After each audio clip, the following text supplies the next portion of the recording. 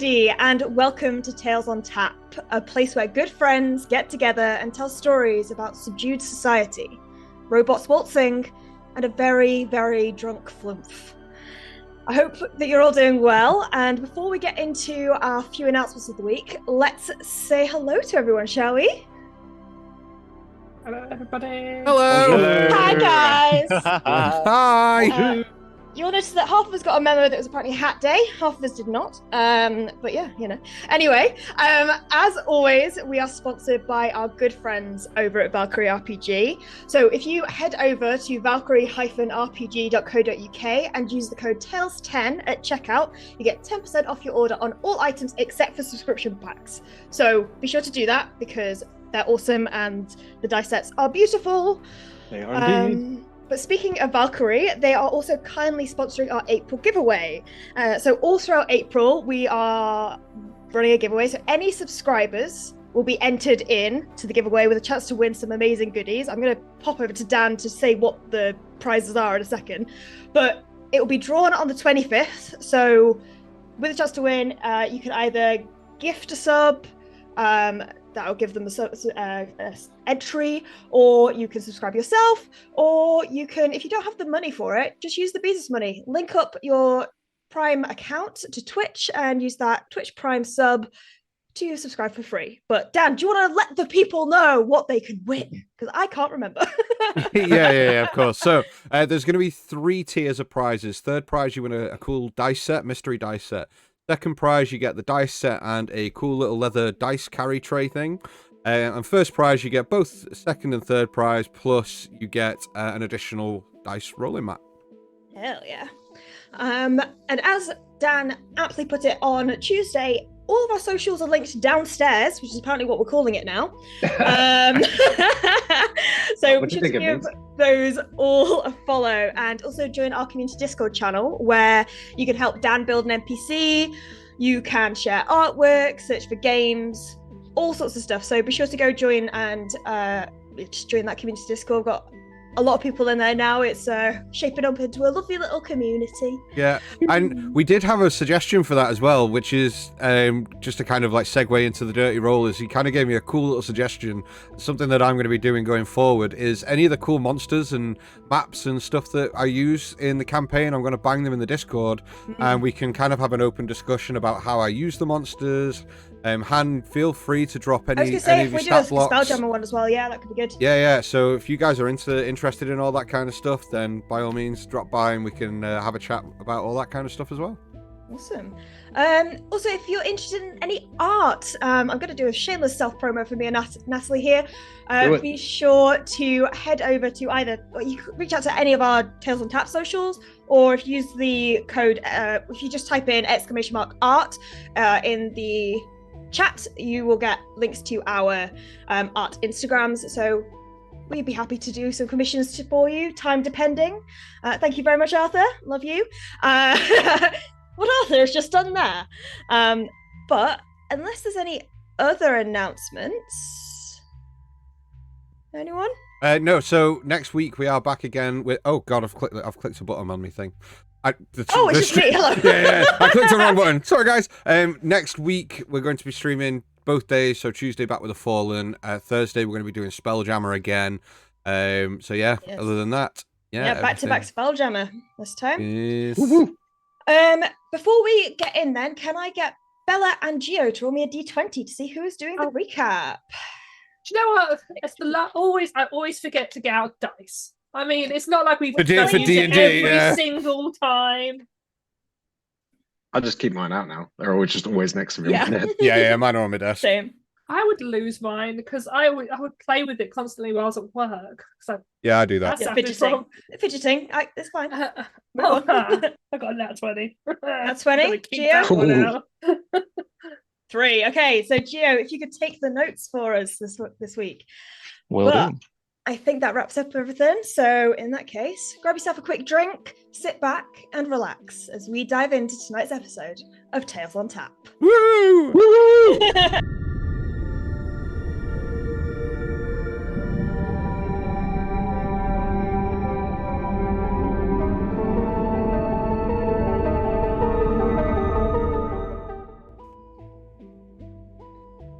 SpellJammer Academy mission log.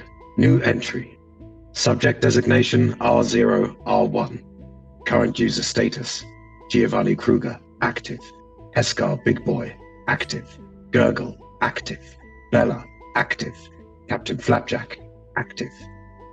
Mechanical integrity 92%. Core stability 100%. Biosynthesizers at 52% capacity. Commencing log. Squad boarded a Starmoth-class cruiser en route to the Rock of Brawl. Schematics uploaded to archives. Several plasmoid hostiles were detained for questioning while Heskar searched the below decks. Interrogation revealed that the neutralized hostiles were from the Stellar Syndicate. We taught that big bad space bunch to be careful who they space bunch. Stabilizing core integrity. The ship took its prisoners from Falx in Xerx space, Xeraxis space, then headed towards the Rock of Brawl, before being diverted from its course by an intercepting vessel. Navigational data verified their story, as well as the ship's origin in Kara space. No data about the intercepting vessel could be found. User Geo was able to record arcane schematics that may enable us a method of near-instantaneous cosmic traversal, and user Gurgle scavenged components to enhance the shields of our ship. Designation baking tray, as well as an enhanced command chair. The Starmoth was disarmed, and its incarcerated crew allowed to flee in escape pods. Further pursuit and neutralization not required. This is amazing. Stellar Syndicate to be considered hostile to user safety. Continuing on to the Rock of Brawl, hostile remains were stripped of armaments and discarded. Items of note included radiant edged blades and some kind of amulet, though its use and nature are at this stage unknown. On approach to the Rock of Brawl, sensors detected a cluster of small vessels among the orbiting asteroid field, and upon observation, they appeared to be Nautiloid-class scout ships, primary fixture in Illithid fleets across wild space. Illithids are to be considered hostile to user safety. Uploading scans and exterior schematics. Captain Flapjack engaged a cloaking system, obscuring the baking tray and all passengers from sight. I was able to gather all crew to the helm in order to minimize detectable life signatures. Stealth parameters were deployed successfully, and we made it past the Illithid orbital checkpoint. You can't see me! Or destabilizing. Recalibration recommended. Approaching the city atop the Rock of Brawl, Galactic Empire ships ranging in classification were present on the city's dock.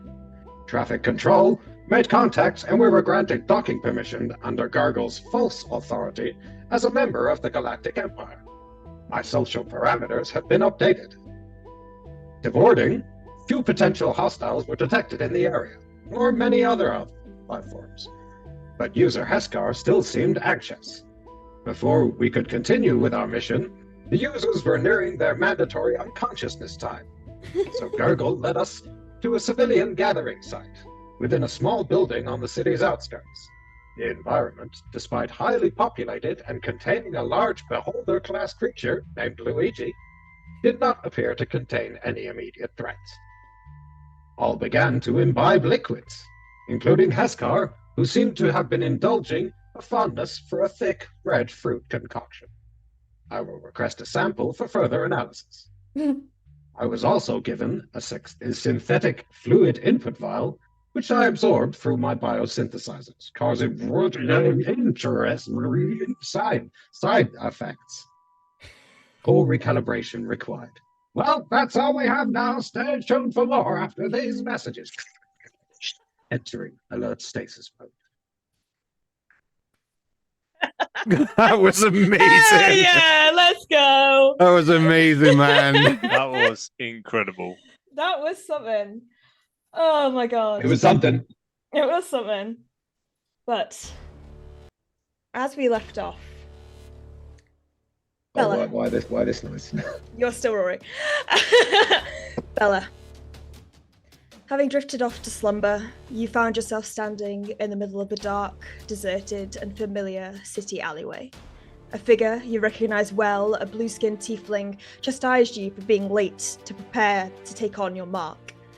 But as the dream continued and you reveled in having her company once more by your side, her demeanor shifted. Saying, Bella, this ain't right, this ain't real, I'm alive. Someone helped us escape. Something's happened into Waterdeep. Where can I find you? And before you had a chance to respond, her form shimmers and scatters into moon dust, passing through your fingertips. You jolt awake, sweat from your brow, wondering what it means. Rory. It's odd.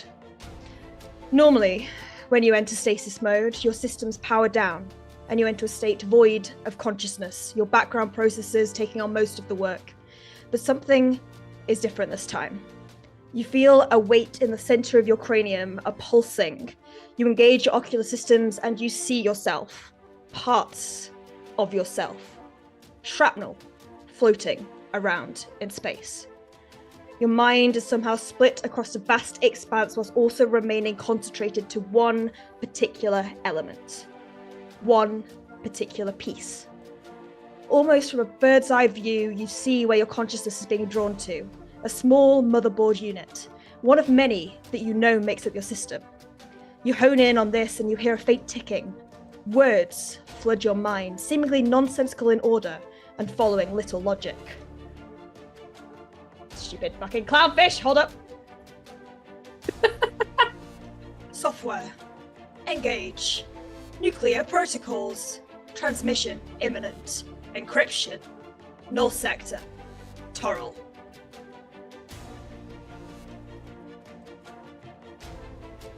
These words float around in your mind. You are trying to piece them together and process what they could mean before your system shut down once more and you enter stasis mode once again. At the same time, Geo, piercing through your dream, whatever that may be, likely dancing with Landry aboard your ship, given the reminder by Rory the previous night, you begin to feel a heat on your chest.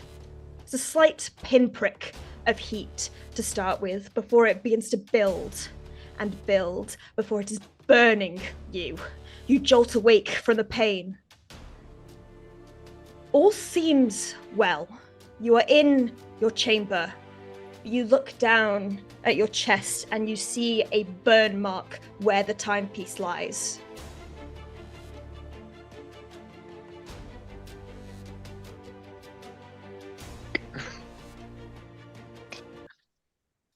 Can I touch it? You touch it? It Like- doesn't feel like, hot is to it- the touch. It doesn't feel hot. No. Sort of. So there's a burn mark on me, but the watch itself isn't hot. The watch itself is not hot.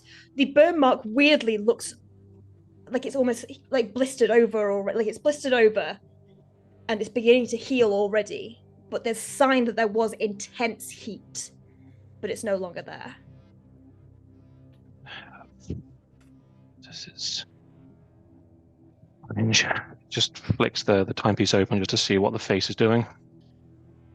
It has ticked slightly closer towards what would, in essence, be Doomsday. In the room I'm in, there's windows, I'm assuming. Yes, there would be. You got two of the kind of master suites. I don't know how you arranged yourselves in terms of splitting up who was staying in what room, but yes, there are windows. I don't think we ever discussed that, did we? Nope, We you did not. didn't. Who wants to bunk up with who? I'd be in your room. Yeah, well, of course you I would. would also As be I in the said. room with the. Okay, I'll so take go No, I would Drunk probably both. be in the room with Heska. I Heska? would say. Then I'll go with Geo and Rory. Okay, so Gio, Bella, Rory, Heska, and Gurgle in the other. Yeah, and Captain Flapjack. Nope. So, He's out. Captain Flapjack's out on a bender. Nobody checked in on Captain Flapjack. We didn't have chance. Would you have just woken up? Like you've time skipped a few I mean hours. before. I mean like as you were going to bed, which we did cover last week. But yes, so Rory, Geo, and Bella. So Bella, you have jolted awake. So has Geo. Not at the same time. Bella, you're probably like just about recovering yourself when Geo springs awake. As you watch him sort of spring awake, you sort of there's very much a concentration on his face as he looks down and then just flicks his watch open, watches it, and just, you sort of see mild concern as he closes it back down and pockets it very quickly. Oh, you're awake too, Bella. That is coincidental. I had a bad dream. Are you okay? You had a bad dream too. Okay. To be honest, I don't know if it was a dream. What was your contents? I saw someone that I left on Toril, and they should be... It's the one you are searching for. Yes. She said she was alive, though. I mean, it might just be my subconscious wishing that into reality, but... There are more ways to communicate than just with words and mild telepathy. That could mean something. Don't discern it as just a dream, Bella. I too have concerns. Looking out the window, what time does it look like we're getting to? Sort of, because I know there's fake light, but what relatively? I'd say roughly around like 4:35 a.m. Oh wait, I know exactly what time it is. Do you have key mind? Yes. It is 4:36.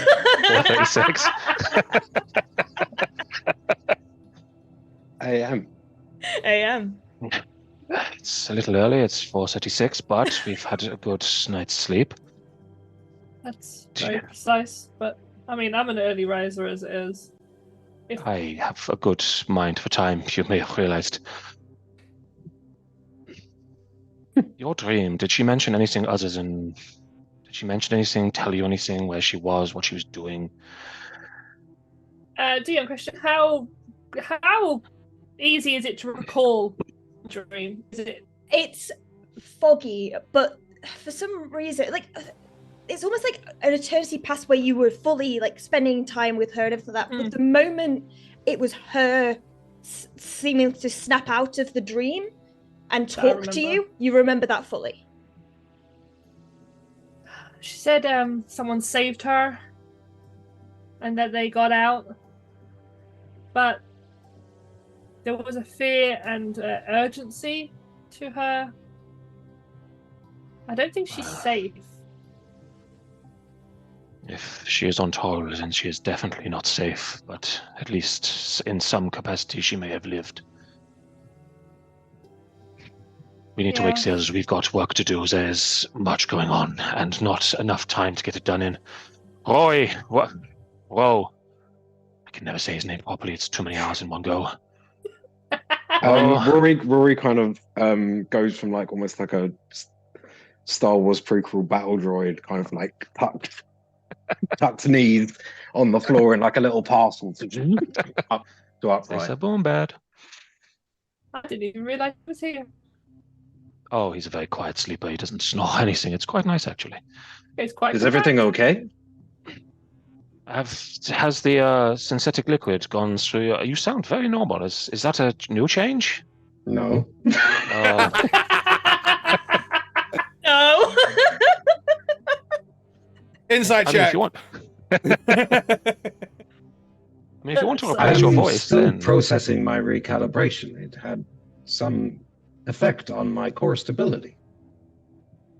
Yes, well, getting drunk for the first time is never an easy step for anyone, but you've taken a good one, so do you think you'll be okay to move around, or do you need more time? I have fully expelled all of the synthetic fluids from my system. Well, as long as you didn't get any on the seat, there's a lady in present. Right, we need to get Gurgle and Heska. We've got to get... Well, it's not even open yet, is it? Oh, Bella, what do we do? Our Our task is to visit the Solar Symposium in the southeast of the noble estates of the High City. That's never going to be open at this time in the morning. Oh, but we I need to think be maybe set food. early. I think food is the best call. Let the others wake up in their own time. I know you seem rushed, and I get that, but there's little we can do from here at this time.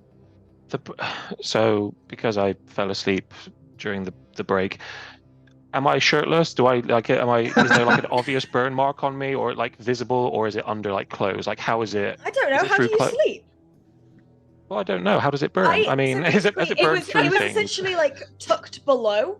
Yeah. It'd fallen Okay, and so tucked it's- below yeah. if you're wearing a shirt or something, and it's tucked below, say like your jumper or your shirt or whatever you're wearing. I mean, probably to be nice, he's wearing a very sort of loose shirt, frilly, but Then it's probably a bit visible. yeah. As he If sort it's of, visible, I mean, how scabbed over are we talk? Like, how healed does it look compared to what you would like a normal wound? It just at the moment it just looks like say like you've burnt yourself on like the oven or something, so it's just like red and slightly blistered. That's basically what it looks like right now. Yeah, easy burn. I've had many of those. He sort of starts buttoning it up and looks a little, and then gets his weight going. Like, I know I seem rushed. There's just I have a very self-important mission, I guess, and I just don't want to miss out on vital parts of saving Tor. are you injured? Oh, old wounds. You get involved with certain people, flames come out. There's just a lot of things that happened before I met you. It's just I was enjoying myself and there was fire. Let's put it that way, okay? No more questions needed. Okay. I did an insight check. I like this. I'm a truthful role player. Should I rouse the other members of our squad? Well, I don't know how long Heskar was talking to his friend for, but he's... Let him sleep. I need to think of a plan anyway. Maybe Luigi will be up at this time. We can get a drink or some hot brown liquid. I don't know if it's called coffee in the future, but we're going with that. Depends on where you're from. Some Do call it you- coffee. Do you eat? She's addressing Rory. No. Okay. Simple. Simple. Buy breakfast, though. I always do it. I think he will do something one day. Do you ever? So, I mean, without a Giovanni mouth, usually buys I mean... himself 2 breakfasts. I mean, oh, it's rude not to buy one when your friend is around. I know you don't eat, but I will finish off the eggs you don't want. And he takes a sort of like big jacket and sweeps it across himself. All right. Do you need time, Bella? Or do you want me to go order you something? Or Yeah, give me a minute. I'm just gonna get dressed and start. You see that she's suddenly got quite shy about being in a room with a man, and now she's just like. you said that with such disdain. Geo. No. If Amy was there, she'd completely agree. Like, So once they Sort of leave, I'll get ready and then come back. Go meet Yeah, them. sort of seeing her sort of mild discomfort. He's like, I'm sorry, I forget. I wasn't. No, I will go get some sing. You, Roy, do you want the robot or you okay? I'll check on the others. Yes, get Gurgle and Heskar. I'll meet you all downstairs. I need to plan. And with a big flourish, she sort of opens the door and doesn't shut it and just sweeps out of the room. Yeah, Rory just kind of follows you out and then turns the opposite way to you and walks down towards Heskar Gurgle's room. Just check if they're. I'll just open the door and have a look in, register that they're both there. They're both alive. You probably see a single bedroom or like a single bed, and Top and tail. Spooning. And Gurgle is just standing straight, looking on towards the door. Heskar is not. Heskar is in the bed, sprawled out on his back, mouth open, just...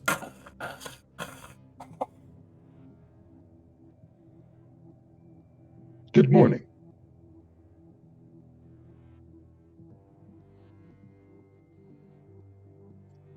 Heskar's fast asleep, but you would probably hear him mutter going, "The doggo has no nosy." Just fast asleep. And there's no response from Gurgle, no? Does he look awake? Is he like standing up, like awake? He has eyes, right? No, as in the robot, Gurgle in his like. Oh, so the full armor robot is just standing. Gurgle. The Gurgle, yeah. What Oh, okay. what you've seen as Gurgle is just standing there. Okay, cool. So I'll wait a couple of seconds. Can I register that they're both alive? Yeah, you could do a quick kind of scan. Roll me a medicine check, actually. Okay. Do you push the door open fully? 14. By the way. I just like sort of pull it to and like poke my head in, like a parent checking on their sleeping children.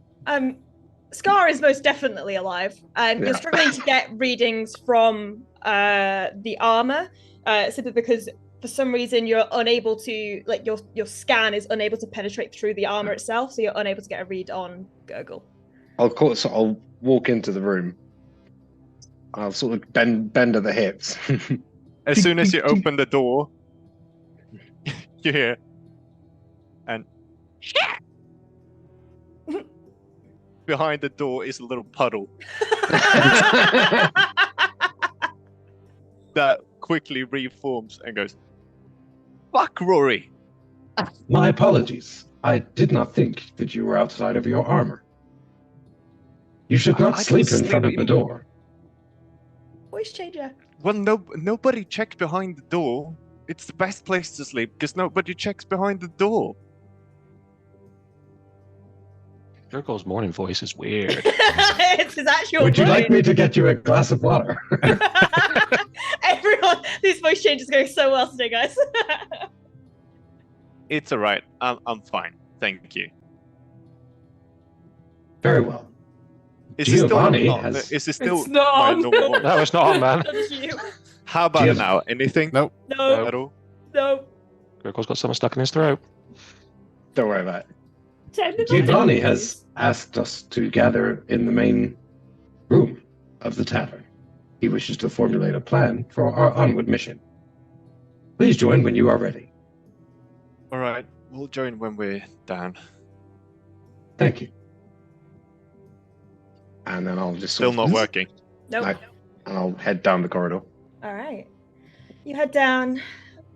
Geo being the first to get down into the main Get area into the main area of the tavern. You see Luigi behind the bar with a little nightcap on, still kind of like sluggishly floating, like just prepping stuff for the day. And you see Crux, the gif that Pascal was speaking to. You see him tucked by one of the tables, a pair of reading glasses on his nose, seemingly writing, and there's a huge stack of papers beside him. He's just kind of frantically working on something. Oh, He sort of like comes down with sort of quite a hurry about and sort of looks over. good morning. Where's the rush? Yeah, it's good to know you are awake. There's just a lot to be done, Luigi. Well, can I get you any breakfast or anything? Just starting the ovens up now, so be a little bit of time, but can get something for you if you want. Yes, Heskar, vegetables, I suppose, or I don't know what everyone eats actually. That should have been something I asked. Breakfast, most important meal of the day.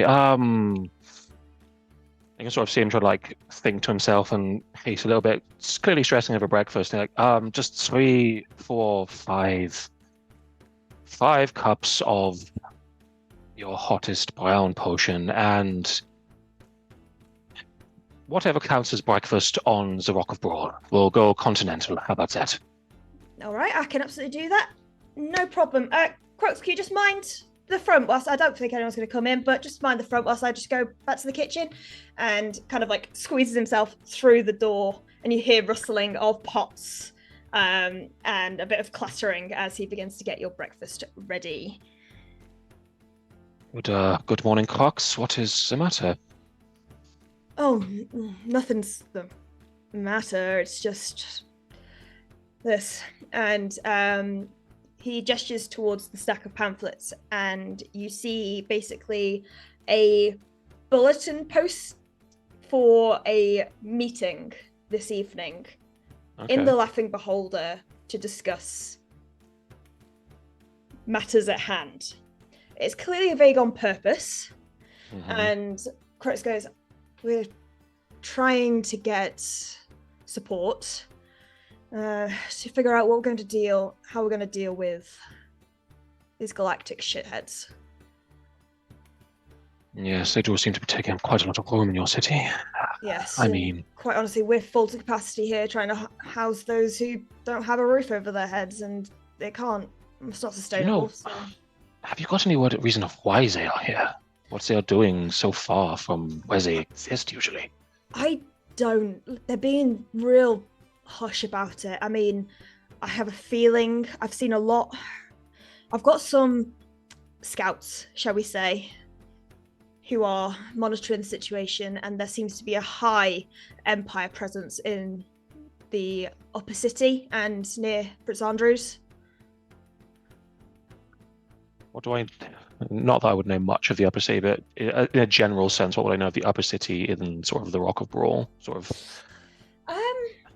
You wouldn't know much other than what Gurgle mentioned, which is that is where the Solar Symposium is, and you know, like as you came into land, you saw this massive estate right towards the northern point of the Rock of Brawl, which was all Prince Andrew's palace and land.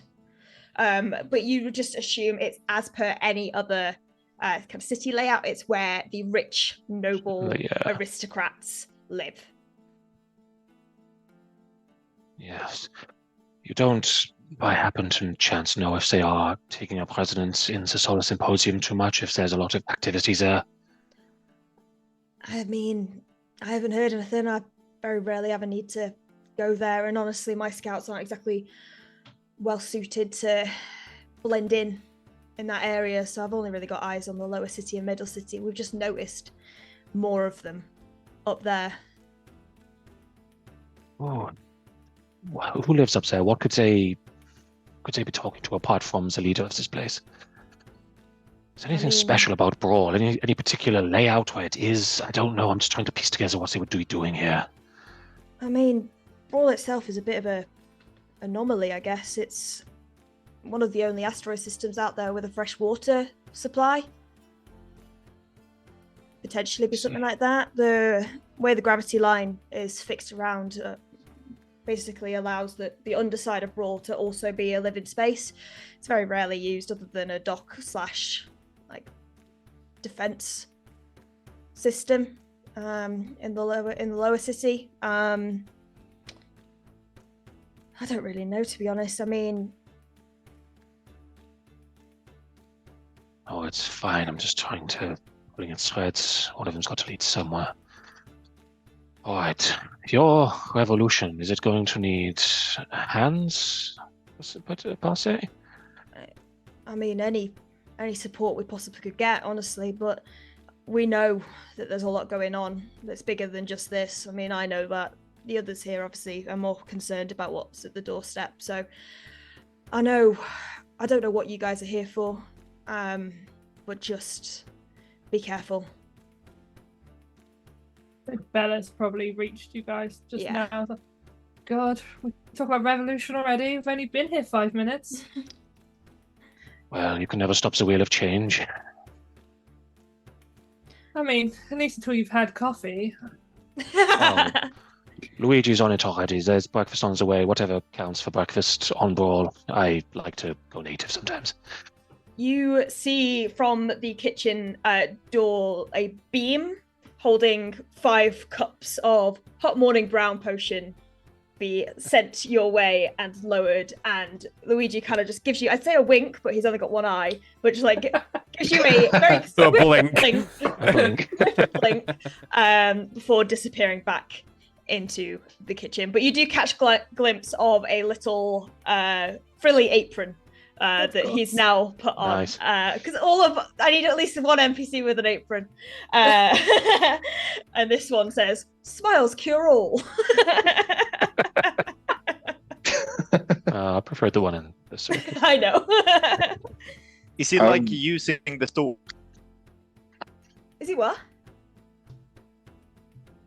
Is he using the stalks as sort of Yeah, so it's like the his arms like that. Yeah, like his two front like tentacles, antennae have that around, Amazing. and it's just like this.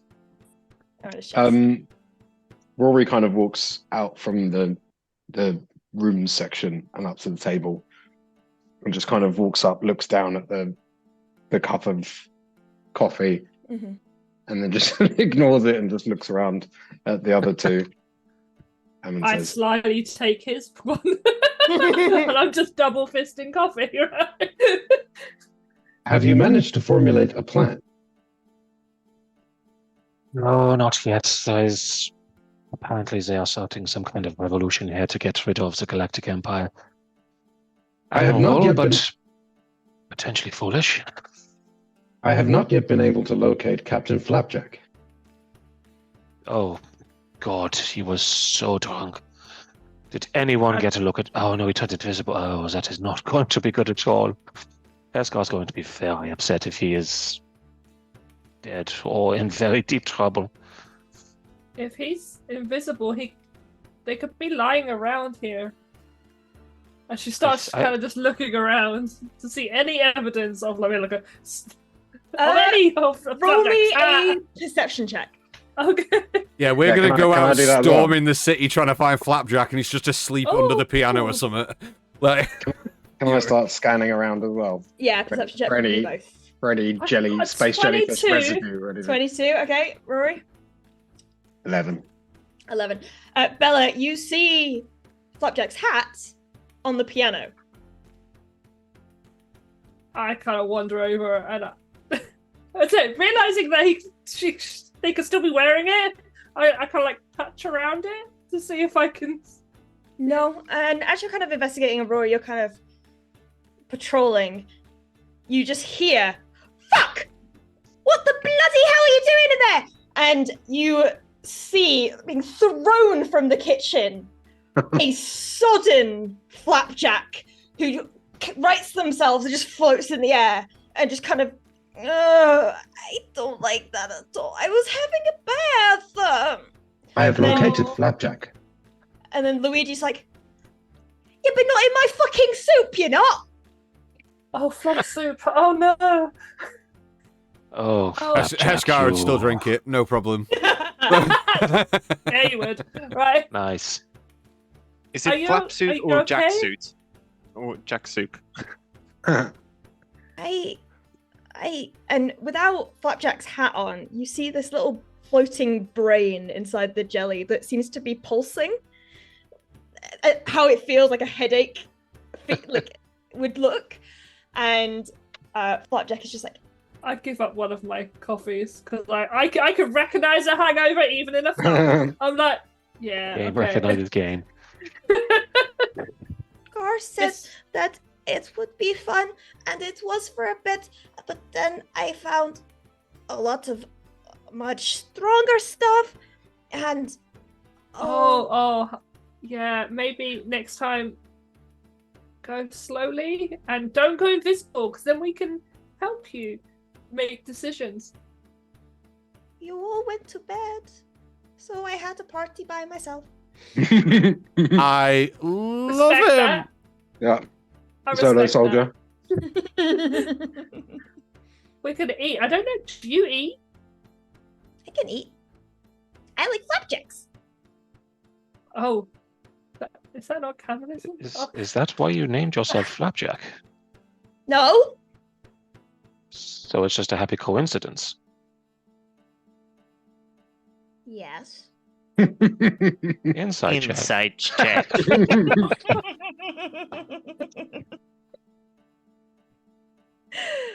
23. They called Three. themselves Flapjack because they love Flapjack. I love that. Just sort of taking a second, he goes, "Okay, I believe your happy coincidences are good in the universe, Flapjack." Oh, join Think us. there'll be flapjacks. Oh, I don't know if I want food. Coffee's always good. It's been an Okay. interesting experiment to see just how much alcohol a flump can ingest. I don't even know what your biology is like. You hear from the back again. Apparently it's a fucking lot because a lot of my liquor is now empty. Flapjack is he will happily pay you for what is rightfully yours. Don't worry. Flapjack just goes, I don't have any money. I That's don't got- have any credits. He does? Is he just telling them that, though? Shut up. I don't have any money. Okay. I was literally like, I'm pretty fucking certain he does. So I I think we l- got a long rest then. You did get a long rest indeed. I don't think I needed it, but To be fair, I don't think you guys. To be fair, you short rested after the Yeah. fight. So, but yeah. So, what is Gurgle and Heskar doing in the meantime? Eshkar will be asleep until somebody wakes him up. Yeah, oh, that this tracks. could be a long time. And this is where we leave him. Just Respect. had awoken, would pop the. I was about to say pop the trunk of his suit, basically, and start picking up scrap materials, Okay. Big slime. and then jump into his suit, take those materials, activate it, and take those materials and transform. Sort of how the wrench comes out normally, which is Yeah. like out of his suit, but this time it's like smaller, intricate, sort of tools. Almost like Swiss Army knife-sized tools. Yeah, that yeah, type of like thing. Swiss Army sci-fi knife. There's even like a small welder on Mhm. one of them, Like it, like it. and he's instantly gonna start tinkering with these materials, and that's probably it's gonna be quite like sort of quite loud. So at some point, if Heskar's not woken up from that, Flapjack's good. No, oh, Flapjack. You're Flapjack Go. now. Gurgle's just gonna take his other arm and gently push Heskar. See if we can stir him awake. Yeah, I mean, after a minute or two, he'd kind of like just go, Buddy, you okay? You awake? wow, that was so necessary. What a As in the blood, sleep what a or blooming night. Yeah, I think you had a little bit too much of your juice. Yeah, well, it's all right. I feel all right actually. So yeah, fine. You okay? Yeah. I'm all good. Oh, All good, good. Yeah, me too. Okay, well, let's go and find everyone else and find out what we're doing and that kind of thing. Yeah, let's do that. Okay. And Heskar will get up and slowly kind of get dressed and take his time a little bit this morning. His hair. Lots going on in his head. Yeah. Yeah, so you take your time getting ready before joining, and just as you are joining them out of the kitchen, Luigi comes levitating again with this gravity beam of sorts. There are a platter of dishes. There is a bowl of roasted locusts, several omelets of different types, what looks to be a massive ham steak that seems larger than any ham most of you have ever seen before. You see some kind of stew, and also what looked like sausages, but like pepperami. Yeah. Basically a platter of pepperami, and then a bowl of freshly cooked tiger bread. Ooh. Ooh. Oh. And Damn it, this I wish all I could eat. Yeah. I want some hot tiger bread and butter. Bella's just gonna give a little shout. Have you got any lettuce for my little friend here? Wanting to Sid. Oh. Not Sid, Sai. Jesus. Sai. It's not that you can call him Sid if you want to, but his name's Sai. I like Sid. A dandelion.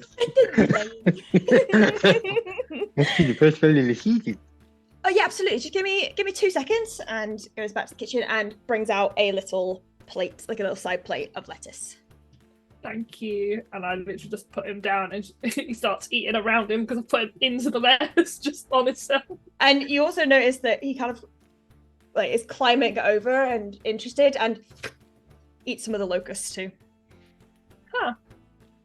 From the same bowl, Gio just picks up a locust and just pops into his mouth with a very audible crunch as he's scribbling frantically on some paper. It's surprisingly sweet. It's almost like a candied nut, but in locust form. Honey roasted locust. Those Candy are roasted Nice. Those are delicious. You should all try and get some in. And he's just popping these locusts now quite enjoyably. So Heskar will follow Gurgle downstairs, just kind of somber, walking down the stairs quite slowly, kind of catch Brooks's eye at any point, just give us a small smile, but not very happy, but just kind of walk over to wherever Flapjack is, sit down, and just kind of grab Flapjack into a hug. Flapjack right now has found a little paper straw, which he's put into the coffee, and it's he's sandwiched a few straws together, so it's a long one. So he's flapped. He's flapped himself. Flapped on the floor. He's flapped. He's flapped. No, he's just collapsed on the table. The pirate hat now back on his head, covering his eyes. And then as you grab him and pull him in, he's no. Why do I imagine Heskar wearing Flapjack like the baby from The Hangover, just in a thing with sunglasses on? Be careful, that I don't feel too good. Sorry, Flapjack, I didn't mean to hurt you. I'm just No, it's okay. Are you okay? Yeah, I'm okay. You don't look okay. I don't feel okay. Look at this. And takes off the hat and shows you the pulsing brain. Oh, does that always do that?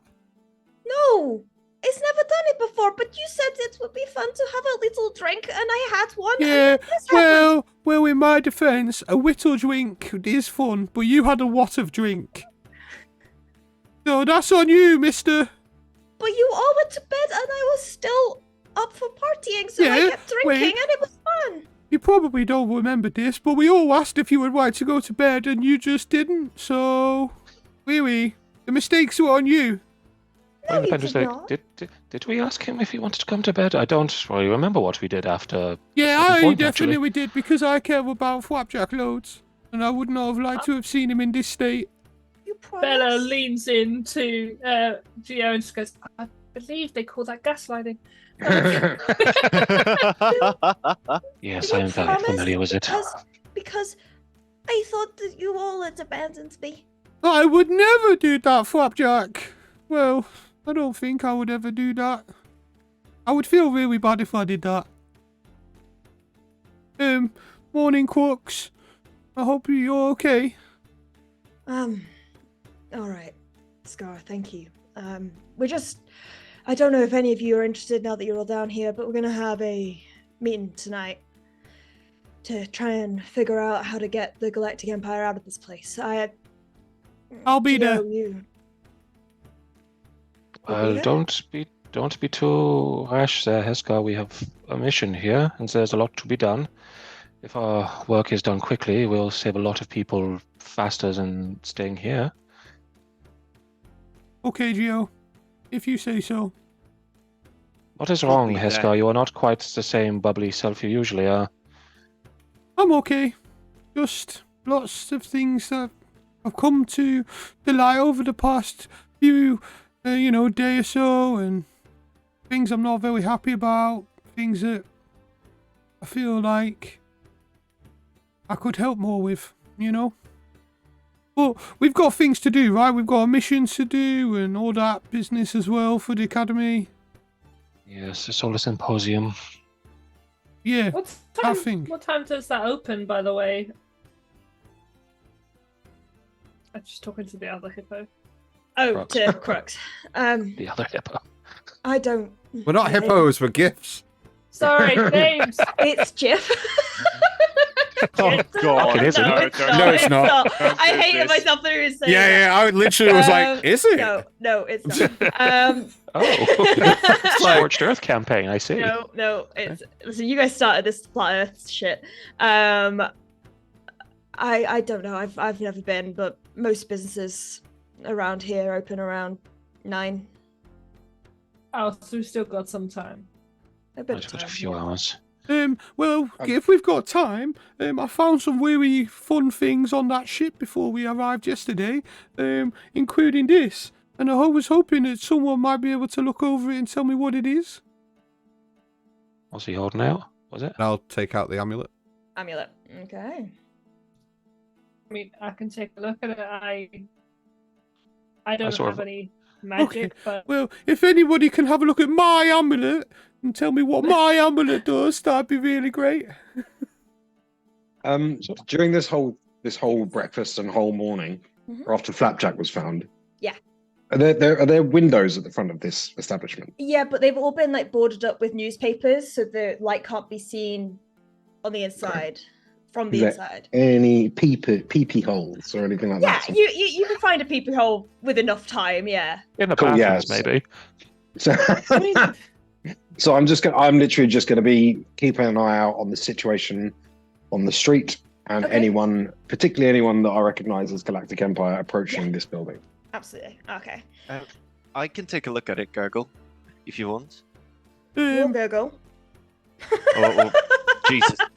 I don't know what's happening. I'm so sorry, guys. The voice I don't know goes and he what's just forgets who he is. Well, I don't Yeah, know if it yeah. possesses any like magical abilities or anything. Does anyone want to look and just see if that is the case? If it is arcane can in look at nature, it. I can look. And I just kind of Gurgle, you go. I've got things to write. I just pass it over to whoever to look at it, and then I will turn to Crux and go, I know that you've got a meeting tonight, and we're trying to you're trying to get people to like stand against the Empire, and I think to do that you're gonna need some extra help. So do you want these? And I'll take out the 2 radiant longswords and the Morning Star. Oh, I mean, yes, we. Doesn't Bella have one of those? Yeah, Bella has took one of the radiant. Okay, then- boxes. So it's one and then a morning star. Yeah. But they're like, he's just like, yes. I mean, we're very short on the weaponry side of things. We're hoping that the local blacksmith from the lower city comes later and can fashion us some stuff. But Oh, well, if that's the case, then you can have that and that. I've got a rapier that you can have as well. yes, that'd be great. Thank you. You want a gun?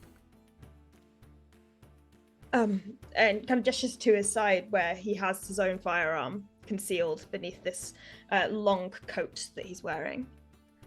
Well, it's up to you, but I've got a spare one. Are you sure? Yeah, you guys need it. Because the Empire's come in and we really need to make sure that they don't really do any more bad stuff. Well, if it's spare, then we'll take what we can get. Okay, there you go. Thank you. Sort of pacing back and forth as you're doing this, Gio just sort of puts the pen to his end and goes, you two, Gurgle Heskar, seem to have quite a familiarity with Galactic Empire. What exactly do you know of their potential presence here? Oh, yeah, listen, I don't know how much you overheard last night when I was talking to Crux, but back on my world, they turned up and basically enslaved everybody. Very few people. I didn't even think anybody got away. You don't know how happy I was last night to see Crooks. And from what you said, Crooks, there might be more out there, right? There might be, Scar. I stopped looking, but... Yeah, I did too, but now that you're here, I don't think we ever should stop. Basically, they're really fucking...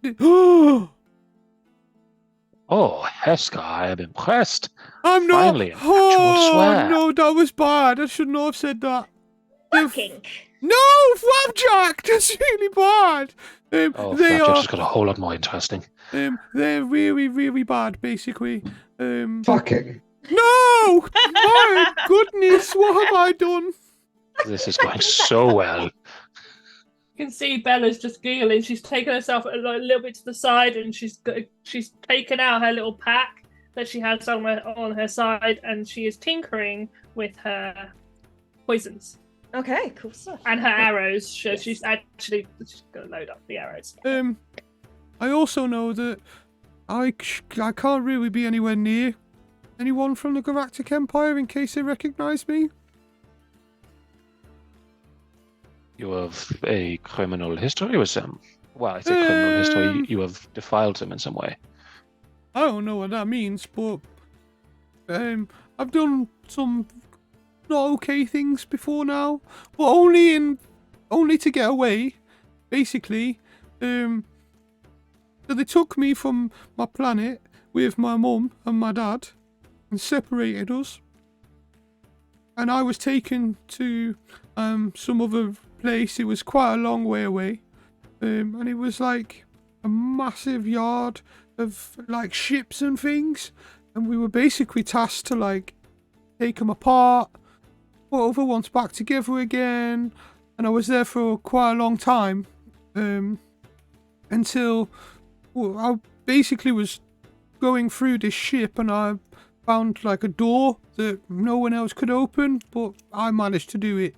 And behind it there was like a small craft, like spaceship thing. So I spent months salvaging parts, selling parts in trade for other bits, get it working, and I finally did, and I escaped, but by doing so, put a target on my back. I wound up someplace, and when I was walking round, I saw my picture on this like holographic board thing, said wanted under it, and there's people now hunting me or something to try and take me back. I don't know. I will not do it. You see only gifts there, or was there others? There was loads. There was loads of us, but we never really got fed much, and they used to beat people, and I've seen them kill people that didn't do what they said. From what little I know of the Galactic Empire, is it a stretch for them to go out specifically after one person just for getting away? Normally, no. Not it. They are too cocky in a way to bother pursuing one person that wronged them. Mm-hmm. Normally, it's not to say that it's unheard of. Yeah. But given what Scar's described, what he said, you'd be surprised if they've got forces hunting him. Yeah. Specifically. Mm. Just in the meantime, Rory, as you're kind of looking through any peepholes that you may see, I've just moved the map on just so you can see kind of the layout of the street you're on. So Okay. the Happy Beholder is this large building here. Okay. And essentially the kind of kitchen area is off to the side here. So you can't get to any outside. There's no outside view from here, but pacing around and looking through any cracks that you find along the other sides of the walls, whether it be the main door, which is located here, or tiny cracks in the windows, you don't see anything close by, but roll me a perception check. And try not to die. Ooh, natural 1 for a 2. Yeah, so it looks clear. You, however, It is early. The kind of artificial light is beginning. I'm going to use my rise. inspiration. Oh, okay, go for it. 19. 19. Okay. So as you're kind of peering out, you kind of like reset your ocular systems and woof, engage what you can see, and the light is beginning to rise overhead, and that begins to illuminate the alleyway a bit further down in this direction, and you see people beginning to get up and into the streets ready for work. But what you also see is what looks to be a control checkpoint where there are 3 individuals clad in matte black uniform stopping everybody that crosses their path. You can't tell what's being said, but you see various people like fussing around trying to find some kind of identification, some kind of verification of who they are, who they say they are, before they are being allowed passage. After a bit of time, you spot, I don't think you spotted them, but Bella pointed it out to everybody.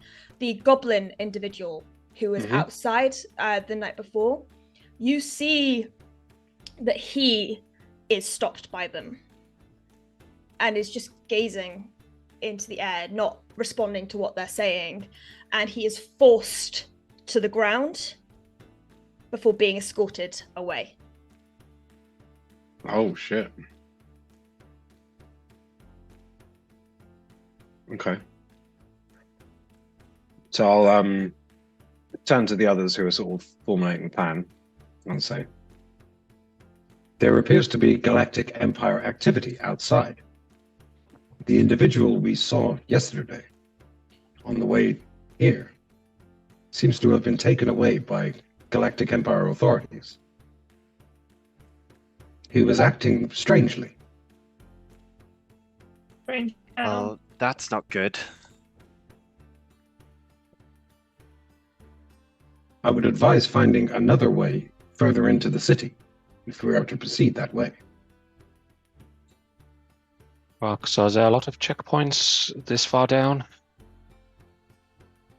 That's new. Oh, of course it is. I know there's an evening curfew. Is there time does that get lifted? About this time, about 7:30 gets lifted. Right. Well, we're not planning on going immediately, are we? As soon as the doors open, I want to be in there. None of you have to come if you don't wish. I already have a list of everything I think we are going to need, but... Yeah, but what I'm saying is it doesn't open until 9 a.m. And then we're going to do what now? 1:30 what? What time is it now? 7:30? What time is it? Not going to take us... 32. Not going to take us 4 hours to get to the next place. DM, I think last session I rolled pretty decent when we were trying to identify the nautiloids and stuff like that. Yes, you did, yeah. So would I know if that kind of behavior is typical of someone who has encountered and been manipulated by illithids? Would I recognize like just vacant stares and that kind of stuff? Yeah. Okay. Yeah, you would. Okay. So I would just say, I would advise that such behaviors, the vacant stares, are sometimes symptoms of encounters with illithids, like the ones we saw on our way into the Rock of Brawl.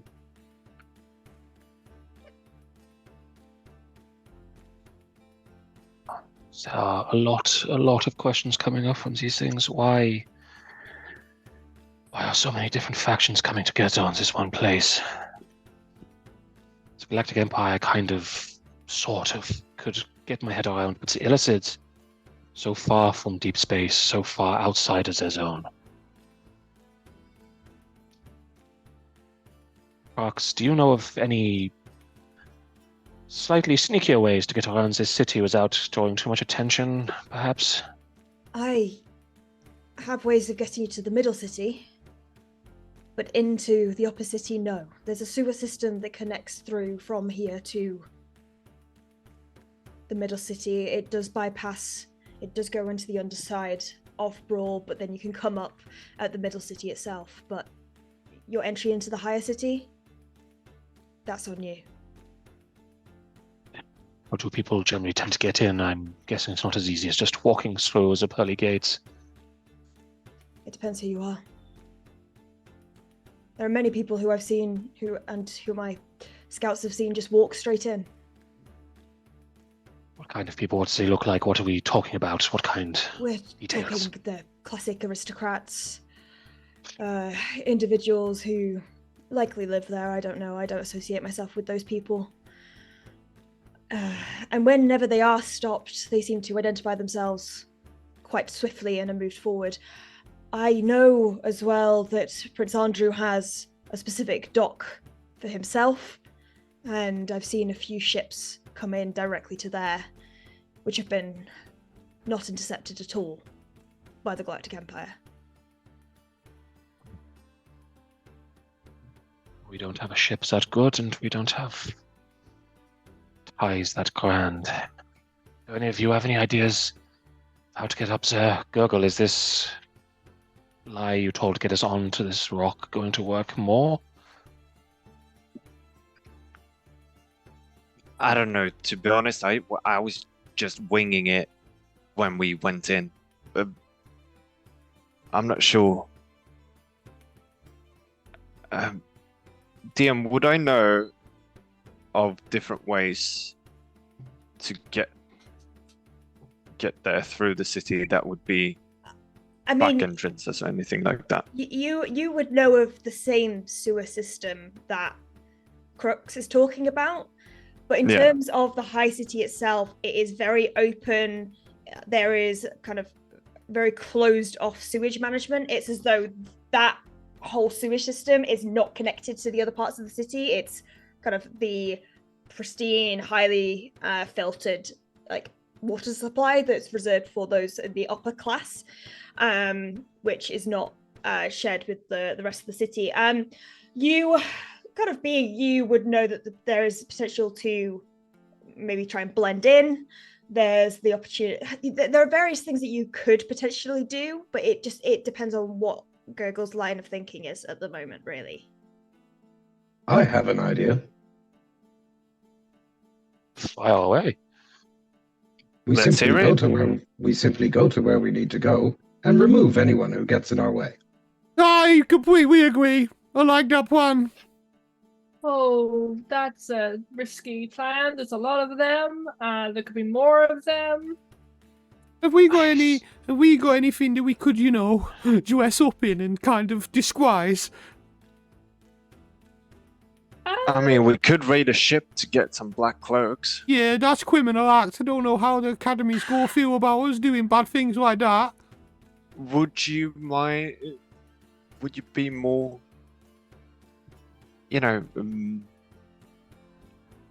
accepting of it if I told you that we would be basically stealing from the Galactic Empire?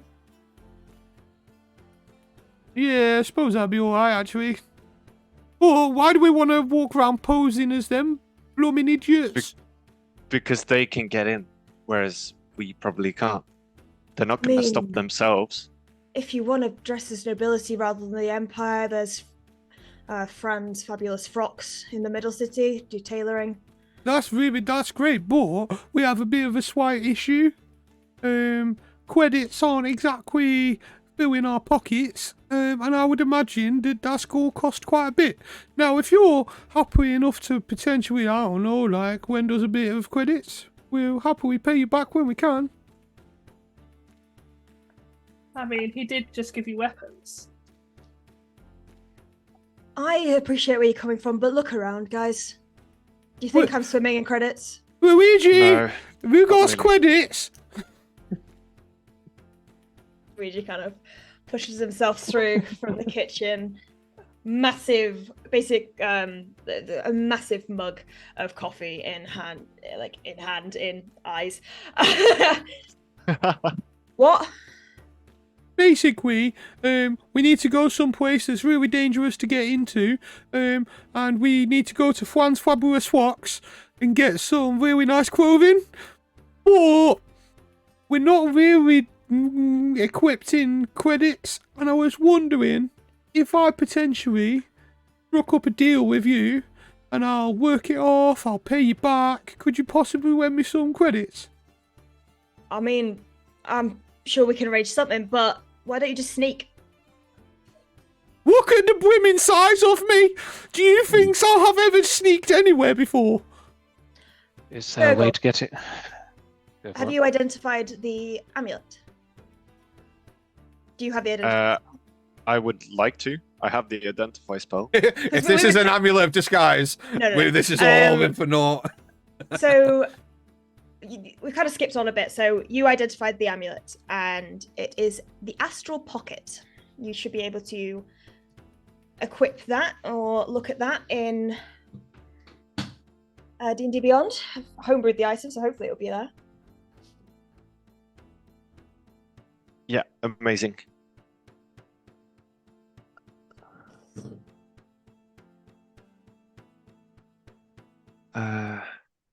Okay, this might be something. So the amulet that you gave me has got to identify. Yeah, my amulet. Yeah, your amulet. Yeah. It contains a demiplane, which can store a living creature indefinitely. So, demiplane is basically quite a large space. So we might only one person, so It is restricted to one person.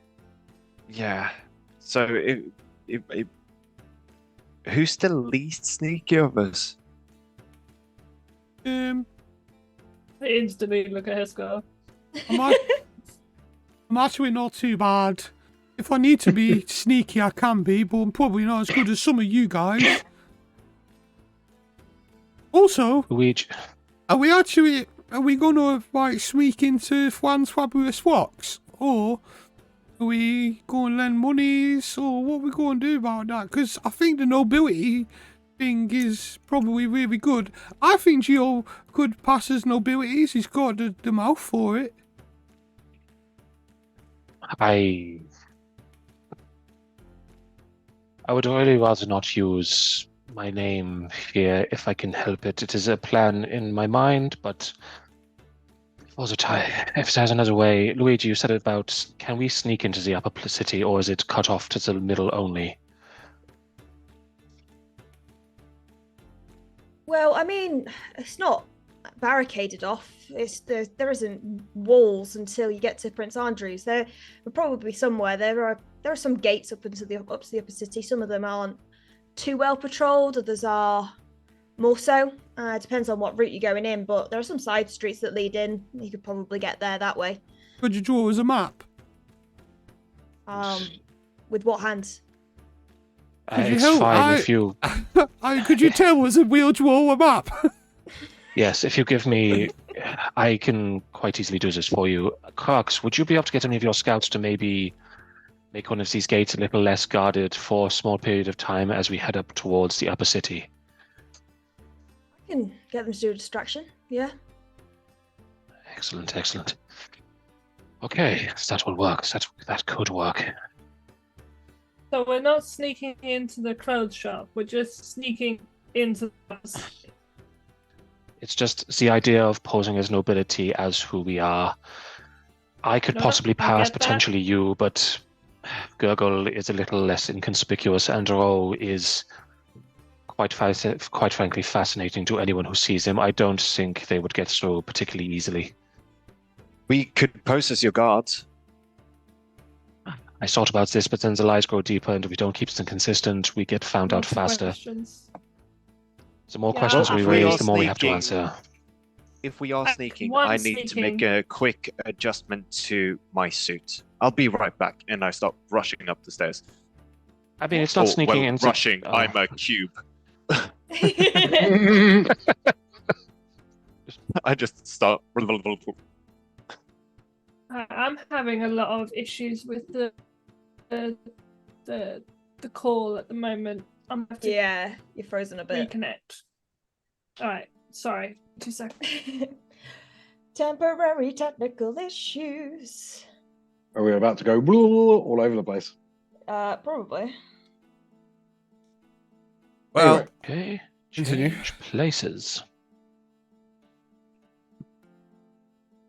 So what I will say, for your guys' sake, that Would you say for the sake of brevity?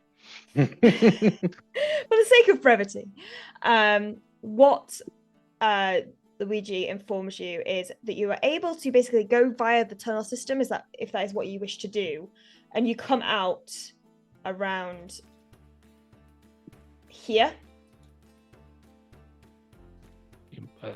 We're still on the map with the pub. Oh, if you, I forgot if to you move. clicked. Soz. You come out around here, Mm-hmm. and then Luigi will suggest that you go through the forest, through the trees, and that they can stage a distraction away from this gate, and you can head via the Royal Theatre Company, which is basically abandoned at the moment. The issue you then face is crossing all of these noble estates. So which building is the Solar Symposium? Sorry. the Solar Symposium is this one with the water here. Mm-hmm. And basically what he recommends doing is after this point, you're in the high city, and there's quite a lot of like overgrowth and shrubbery that surround all of the estates here. And recommends that you potentially go round this street if you can, cross through this and there. Okay. Gio would have made as detailed a map as he can from where they are to here and sort of laid the route out, and maybe made another 2 copies just quickly just to hand out to everyone else, so everyone has. He'll spend sort of half hour just, as detailed as he can, drawing out locations, notable things for people to watch out for, etc. Give one to Haskar and probably one to Bella as well. Yeah. Okay. What I will say is, after all of this, it's probably reaching about 8 o'clock or so in the morning, and you all hear in your head, I'm paging the crew of the baking tray. Just checking in. I got your mission reports last night. I'm just checking that everything's okay with R0R1. Is this what's her face? Sayeth. Yes, Sayeth, thank you. That's the Hadasi? Nope. Or was that the elf? I thought she sounded different. That's my fault. They're the elf. Yeah. He had a drink for the first time, Sayeth, and he really enjoyed it. Okay. Well, I'm glad you're enjoying yourselves. That sounded snarky. I genuinely do appreciate that you're enjoying yourself. How was the journey over? Are you obviously you're on the Rock of Brawl. I note that you had a bit of an encounter. Yes. Space pirates on the way there, and then there seems to be an illicit presence surrounding the Rock of Brawl, and the Galactic Empire are on the ground. There are checkpoints, and they seem to be preparing for something. Okay, I haven't heard anything from Archivist Davino since we spoke. I assume everything's still okay there. What I would do... There are control points, you say? How did you land? We landed. Gurgle lied about our involvement with the Galactic Empire to get us to a checkpoint, but now we're on the ground. Even the inhabitants are surprised that they have started setting these up. Okay. I mean, this goes bigger than I thought it did then. I thought it was just to do with Toril, and potentially solar space. Okay, if their presence is there, just be careful. If you need to, say, that you're on a research mission from the SpellJammer Academy. Simply research. Do not allude to anything that you are looking into, but we are pretty neutral as far as these factions are concerned. Okay, that could work. They're not, well, if they ask me questions, I'll just skirt around the idea. Okay, so it's okay to mention the SpellJammer Academy while being here. You can mention the Academy, but don't let on to the information we know about what's going on, just in case. No, of course not. Alright, the code word is pineapple. If we need you, we will get back in contact. We have a ship that has landed that we can potentially send your way should you require. It's one of the newer ones, but... Okay, just let Flapjack know. No, that's on you to inform Flapjack. Why does no one talk to any... Oh, that's fine. We will tell him while we are here. Thank you, Sayas. This was a welcome call. No, She sort of hears everything. You all heard that, right? Affirmative. Yeah. Good. Okay. Saith over and out. And the line goes dead. Let's go. Oh. You gone. It's okay, Eska. Say it They anyway. gone.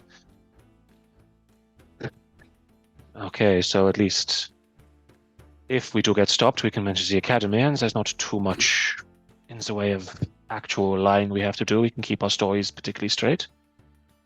Sort Okay. of. Well, let's finish breakfast. Let's Google make his changes to his thing, just in case we need to do some super sneaky stealthing thing, and then make our way across city. I would very much like to see this place.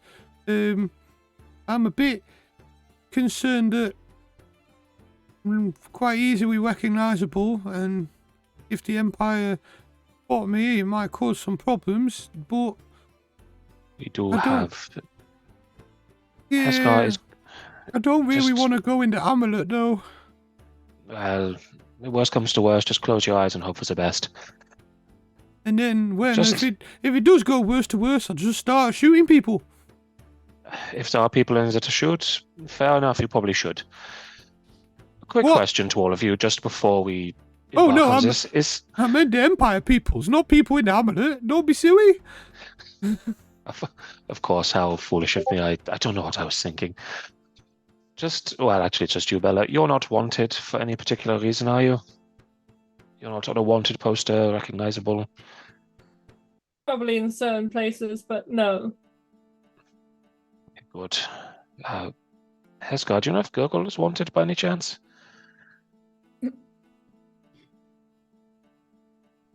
Oh, please, finish doing what you're doing. I'll wait.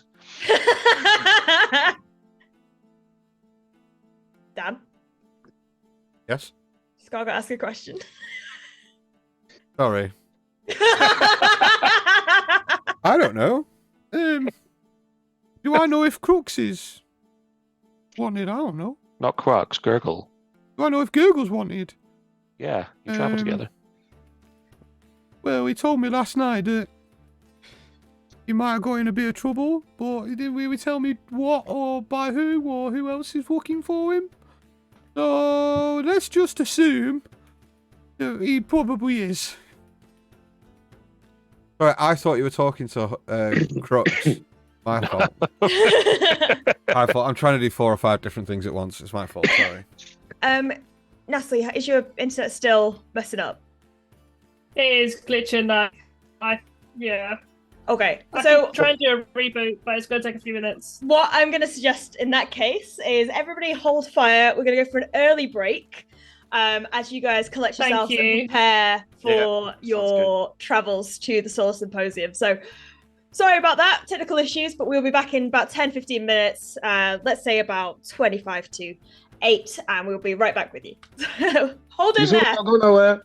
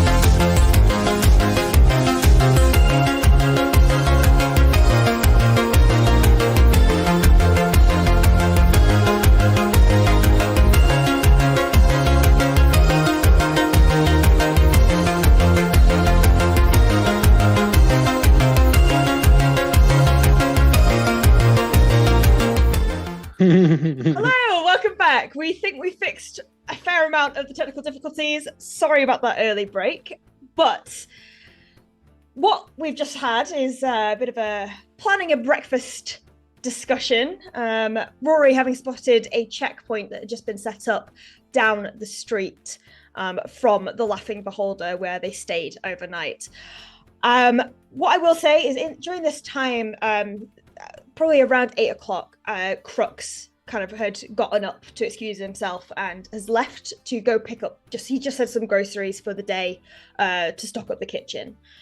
So Crux is gone and you're all kind of finalizing your plans for heading to the Solar Symposium. Before he left, I would have gone over and just whispered that I will be there tonight. Okay.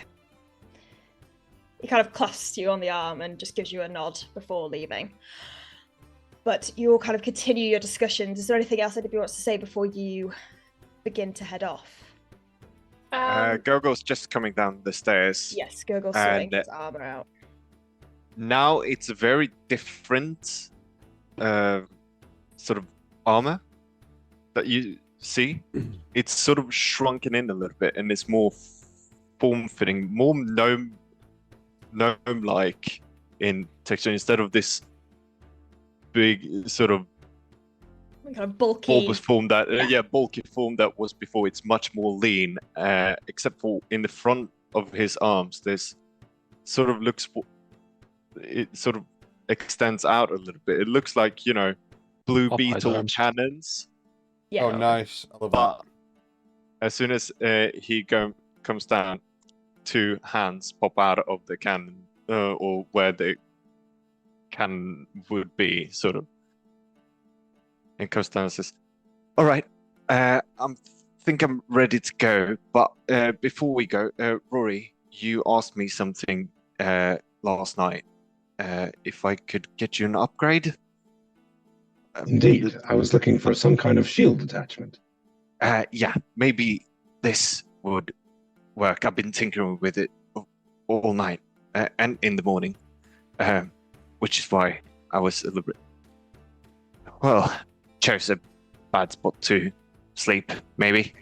And he goes up to you and he holds a little disc that he just goes, are you ambidextrous or right-handed, left-handed?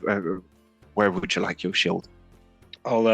He takes it out of your hand and he kind of, his left arm on its forearm, it's got like this kind of little forearm blaster kind of thing, and he just, and it kind of pops out, and he takes that off and stows it and like slides it on and locks it in. Okay, just give me,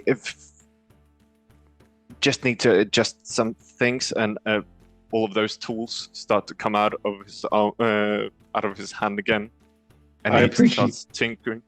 I appreciate the effort, but it is quite small. It's okay. So after some tinkering, the tools retract back into the suit, and he turns sort of on where this little disc is in the middle. It turns what looks like. Oh, I'm trying to. On a what are the things you screw together? The IKEA bolt, basically the sort of ring. It has that sort of like a cog, like a bicycle. Yeah, cog. like a cog. Yeah. Okay. So he turns that clockwise, 3 steps, and then pushes it in, and all of a sudden this shield pops out and sort of swirls around a bit as it starts to extend and sort of so the click lips together. Multiple, like almost like a fan opening. Yeah, like a fan opening, and then a blue light around the sort of rim of the shield comes out. And what the others can see, you sort of have to look down, is that there seems to be pieces of metal that sort of resemble a face. This is nice. in game. It's a shield of expression. Nice. So you can, with an action, I believe it is, you can change the appearance of the shield. Right, end the campaign there. We got Rory's face. Nice. So I thought we'd work around the whole face thing by doing this. So now you can actually express when you're happy, sad, angry, things like that. So, Rory kind of just like looks at it and then looks at you and holds it in front of him, and you see very much like a smiley face emoji. Like it kind of. I don't know if he. No, that's not going to pick up with the background. No. Turn your background off. Darn it. I'll turn my background off. Visual Give references. Me a second. There we go. So it kind of looks like. Nice. I'm a really bad at drawing. Pizza. Sort of like a pizza, yeah. Love that. Obviously, much more metal, much better. Han or Nat, maybe you can make before we head out, I'm going to suggest that Captain Flapjack goes back to the baking tray. Yeah. You can't hear me, man. What? There you go. Now I can hear you. I was just too quiet. It's fine. Do you want me to leave again? I just think we're going somewhere very, very dangerous. Somewhere potentially where we could get into a lot of trouble, and I don't want that for you, Mr. Flapjack. So what I would suggest is if you go back to the ship, make sure that everything's okay there, and then maybe it's a very important job that no one else can do, because if we need to make a quick getaway, I would only ever trust you to make sure that the baking tray's ready. I wouldn't trust anyone else with that high responsibility. Okay, I could do that. Okay. Hey, love you, bye. Love you too. And Flapjack kind of just giving like a wistful look back at you all, leaves the Laughing Beholder. I would like everybody to roll me a perception check, please. Okay. I am not good at those. Oh, I am good at those, actually. But it didn't roll well. It's a 13. 13? 15. 15. 30, 20 for me. 20? Ooh. And 19 for me. 19. Rory? 6. Okay. He's just enamored with his new shield, not even bothering. I'm like seeing it stand there, going, retracting and extending it and retracting and extending. Nice. Getting to grips with the weight. Gurgle and Bella, as you are all kind of making your preparations to leave and head to, I assume, the sewer tunnel that was indicated by Crux, you hear muffled voices outside. Like angry? Definitely sounds tense. And listening in closer, you hear, "We heard there were members of the Empire that had entered this establishment. We require they identify themselves." And you hear a familiar voice of Crux. "Empire? Sorry, but we don't let scum like you here." And you hear a Oh! Punch to the gut. Hostile And forces anyway, are nearing I our started vicinity. blasting. Sorry. We need to go. Sorry, Chris. We need to go. And this is why we don't make lives we cannot back up. All right, Luigi, the quickest way out of here, please. Quickest way is the door. We wish to travel by the sewer network that was aforementioned. Is there an entrance secretly in this place? Why are we going outside? Not from here, no, it's outside. It's just literally outside. We're going to have to go out the front door. Do you have a back door we can use? We have a side door you can go. Yeah, okay. Right, Let's use right, that one. everyone, Wait. through the side door. Why are we in... What about Crooks? He's a big boy. He can look after himself. We have much more pressing matters to get to, Heskar. You hear another crack, and you hear Crooks slightly breathless. There were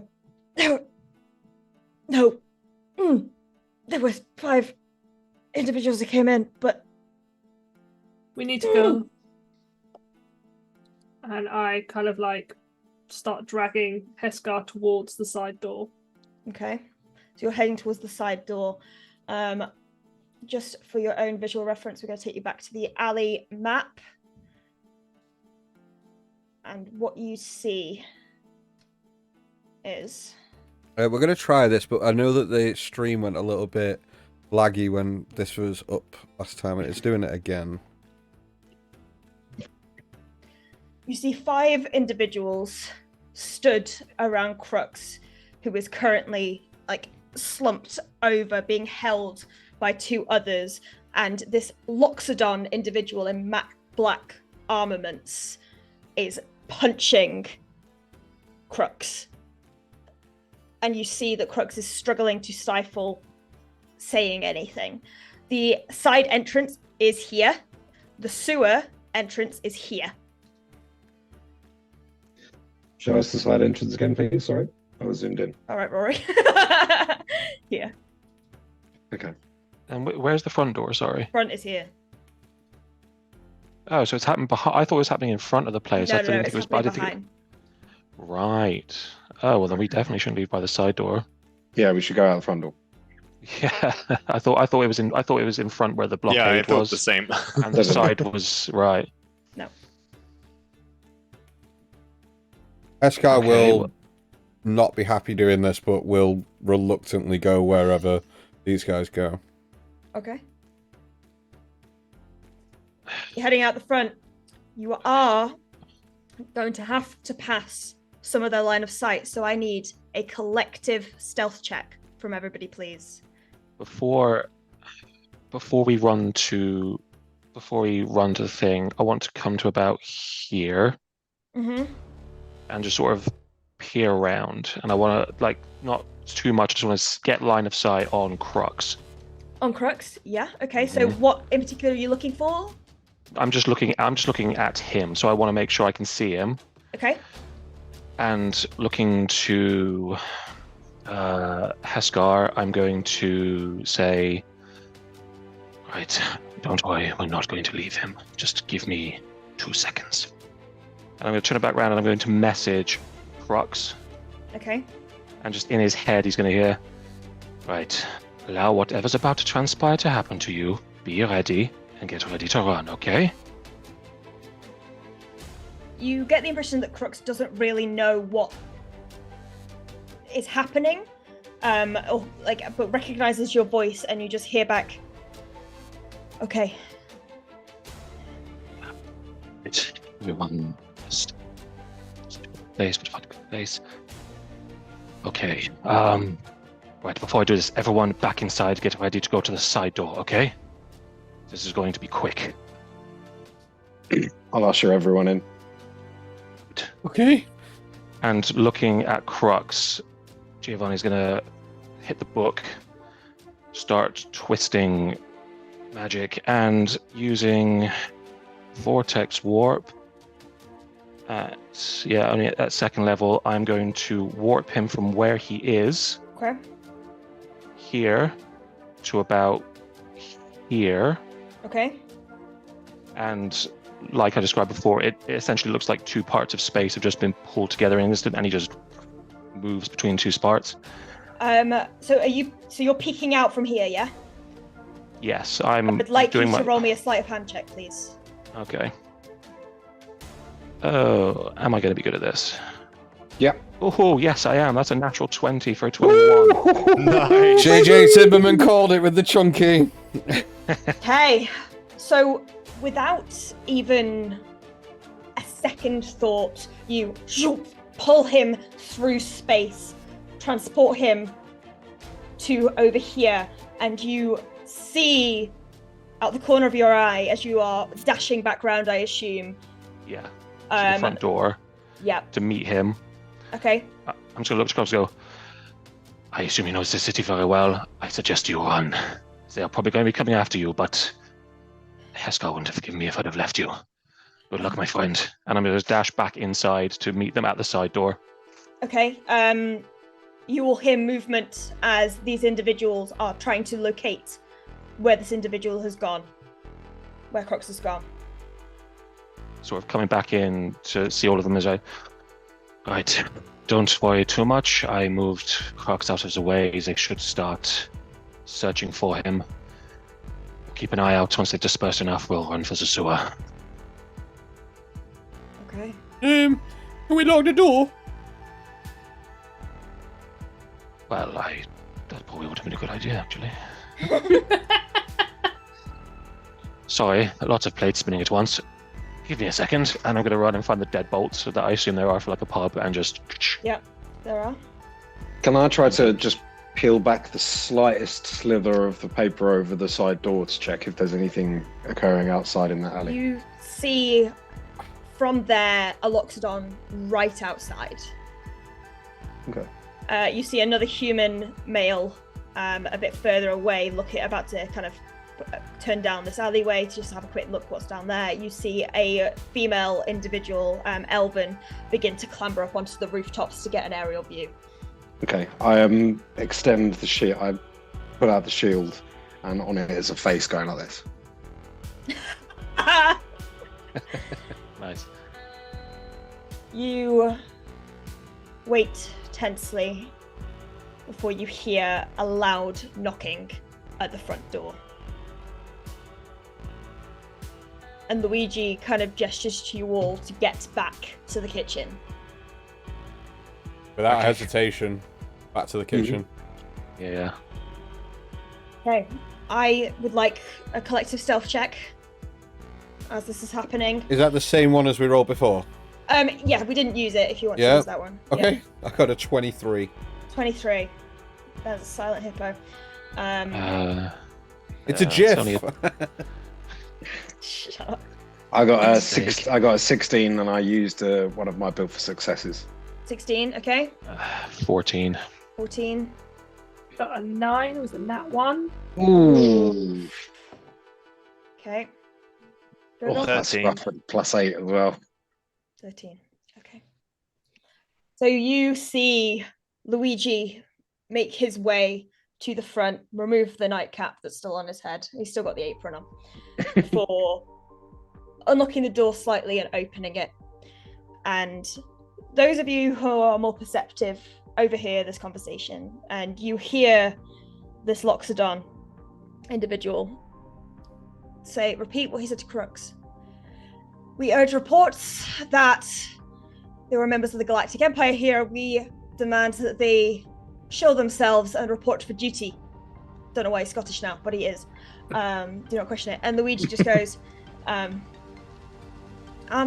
sorry, chaps, we don't have any Galactic Empire individuals here, I'm afraid. I'd really take kindly if you could leave the establishment. We're not actually open yet, and as you know, as per Galactic Empire rules, we're not technically allowed to open unless it's between 9 and 6. And the Loxodon kind of looks at Luigi before the robot figure behind seems to snap and look towards the door that leads to the kitchen. Bella, as you're trying to hide, normally extremely stealthily, the pots in the kitchen, they were not put away properly, and you accidentally elbow one, and there's a slight clanging before immediately the robot individual rushes in past Luigi. You see I'm anybody right next to the door, You're laid right out. next to the door. Okay. Anything that comes through that door that isn't Luigi. Yeah. So, through the crack in the doorway, you see Luigi look, and let me just see. You see the sparks begin to fly up this robotic creature before it shakes it off and continues to move, sole focus towards the door. If I see Rory getting ready, I immediately pull Inconvenience out and just literally pull the hammer back and just kind of hold it up towards the door. Yeah, I'm phalanx shield up, sword arm out at the door. Ready to go. Wah!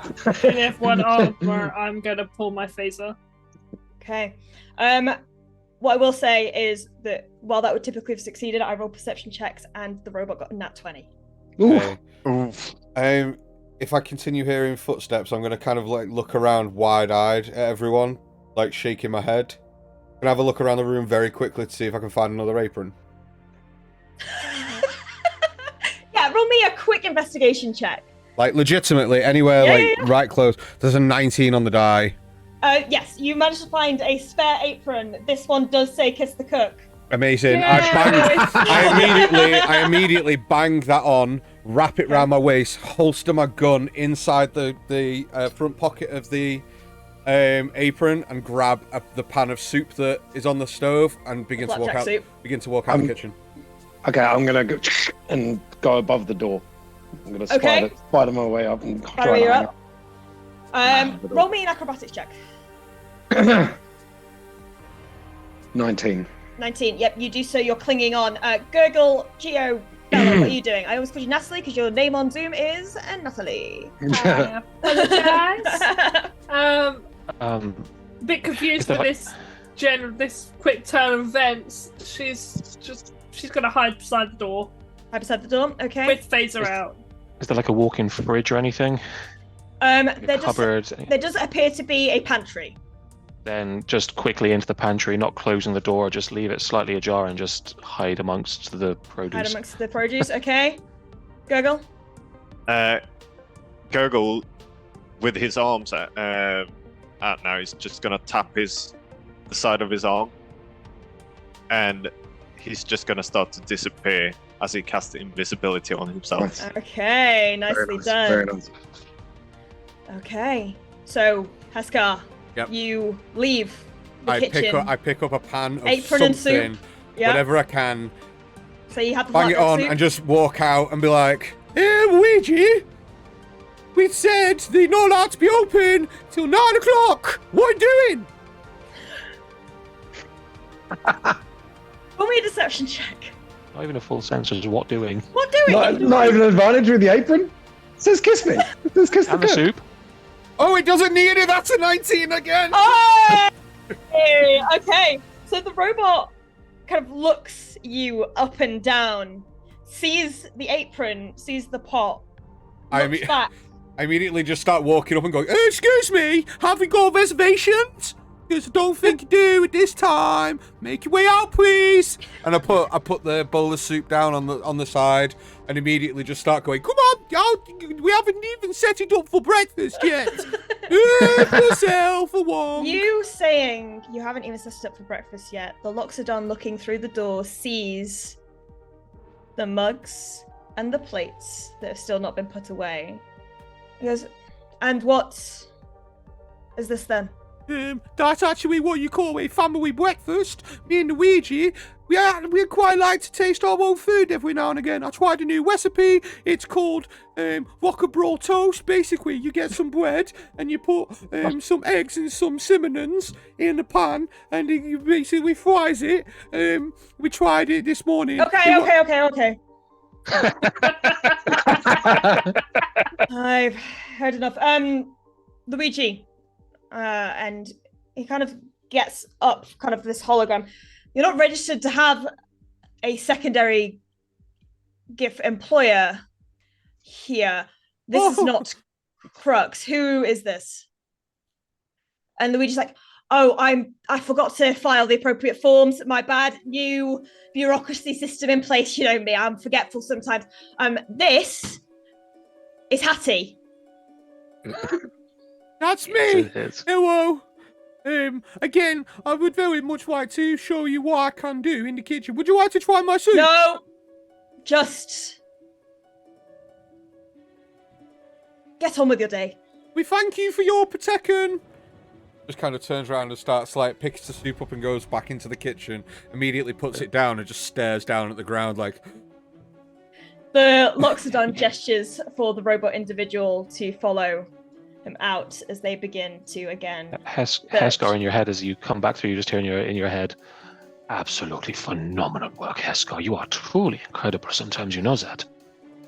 Literally everyone in the kitchen, there is just a drenched space, like where Heskar's sweating loads. He's like, I didn't think that'd work. Okay. So they leave the premises. Luigi locks the door once again and sags against it. Hostiles are leaving the area. We should take this opportunity to move now.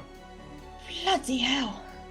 I'm sorry, Luigi. I thought they would chase him. I didn't think they would come back. Why did what was it? Did you actually claim to be the Galactic Empire?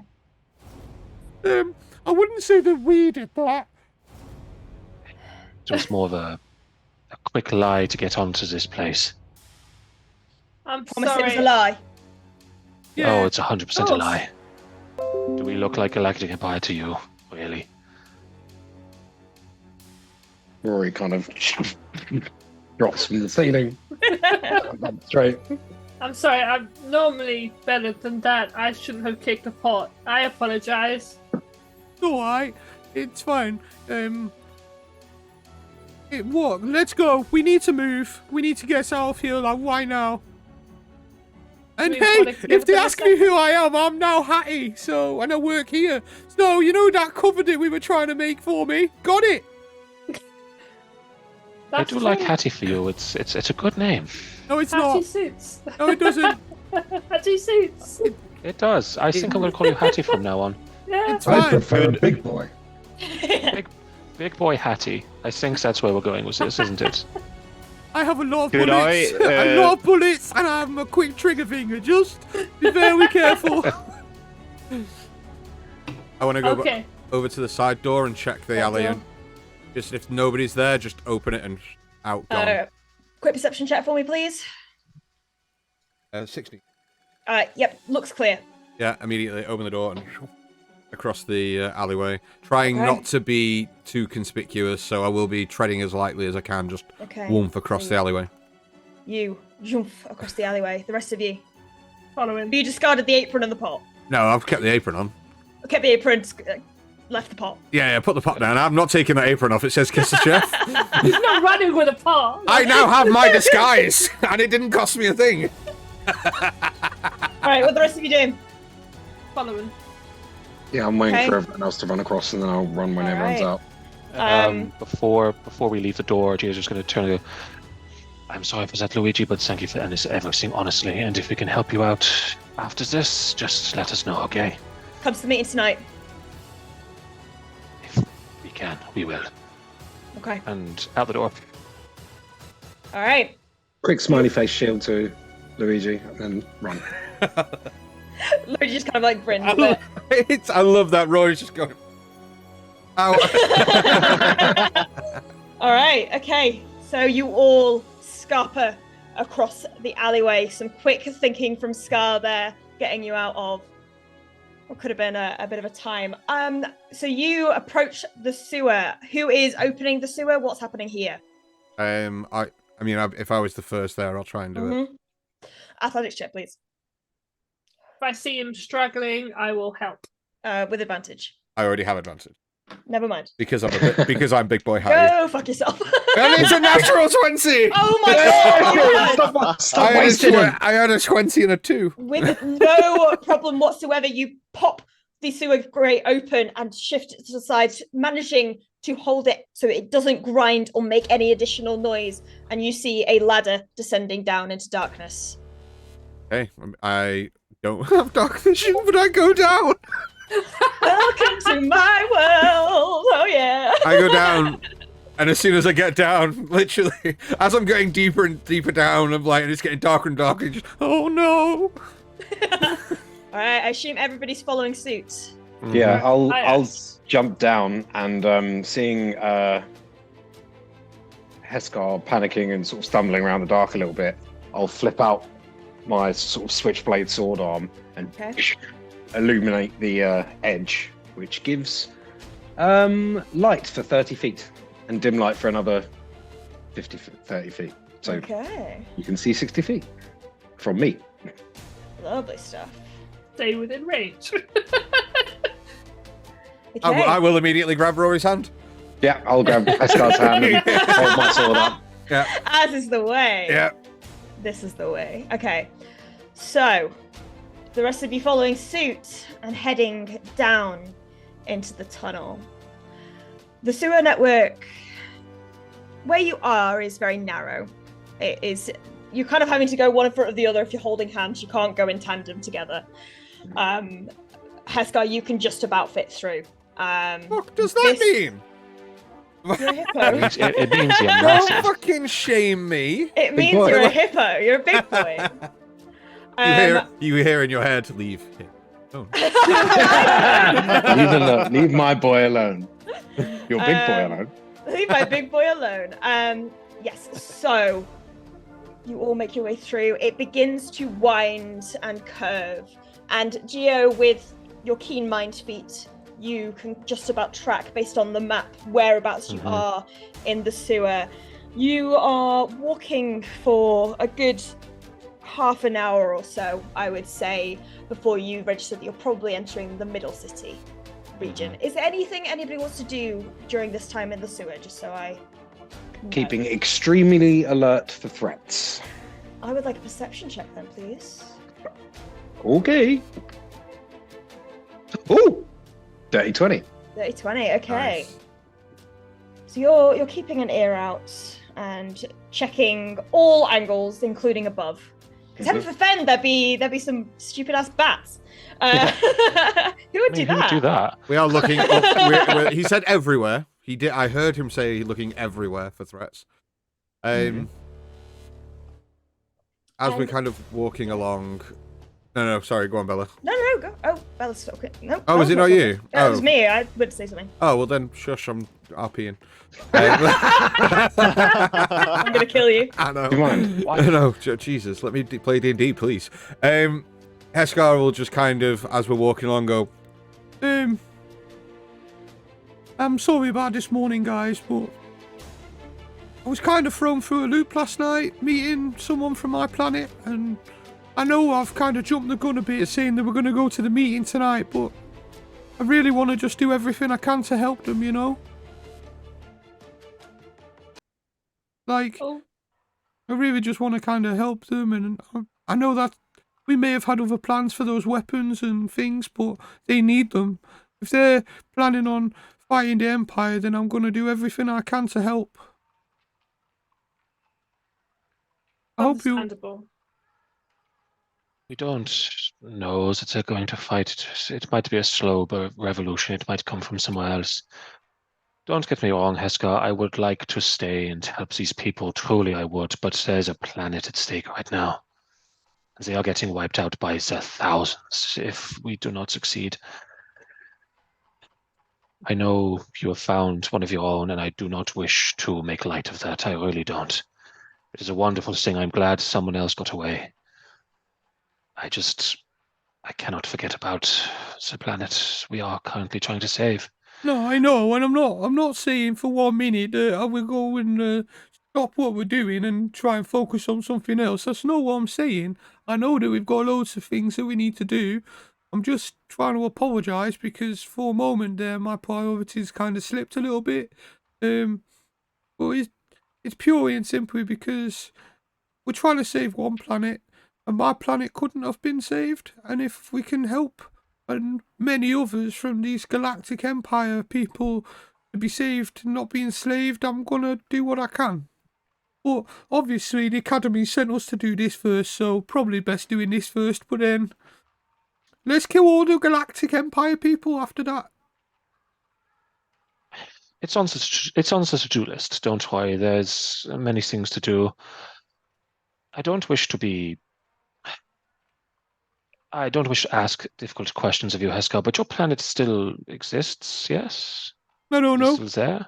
I don't know. I don't even know where it is. Secondary objective added. Kill all of the Galactic Empire. Oh, thank you, Rory. I knew you'd see me and see sense and come to my way of thinking.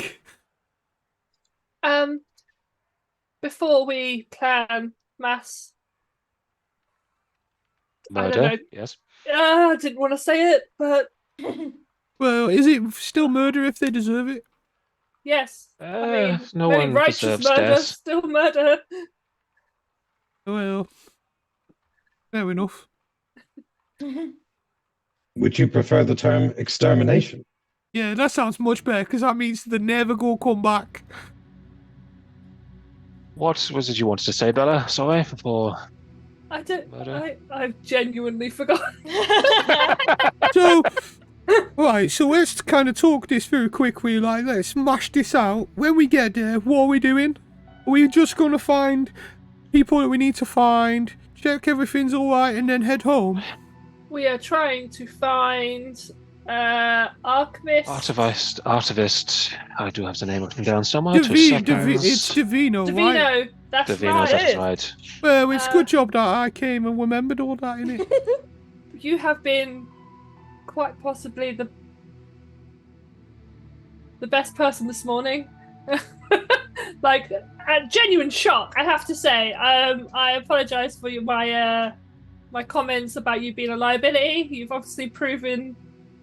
Well, I just thought that if it all went wrong, it'd only kill me and not you guys, so, and it kind of give you a chance to get out of there. So, I just wanted to do what I could to help you. We wouldn't have allowed Surprisingly that. noble.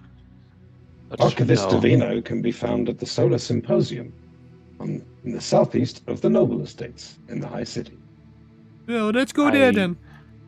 I gave you both the maps I tore out and the route we should take through the highborn shrubbery, shall we say. Escar You didn't take it, he does pull it out, but it's like upside down, and he's like focusing on it in the dim light, and he's like, yeah, it's good. But it is legitimately like the wrong way up, and he has no idea. Like, he can't read maps. Don't be daft.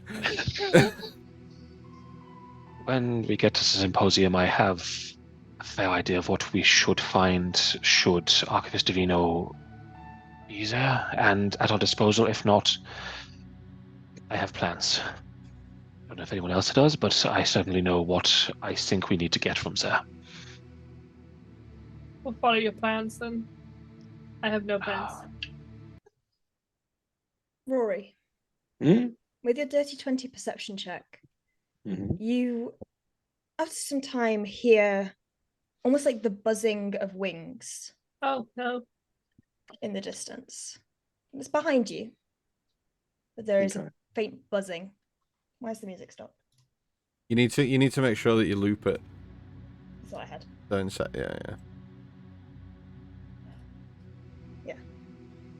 There is something approaching us from behind. I cannot tell whether it is in pursuit, but we should hurry.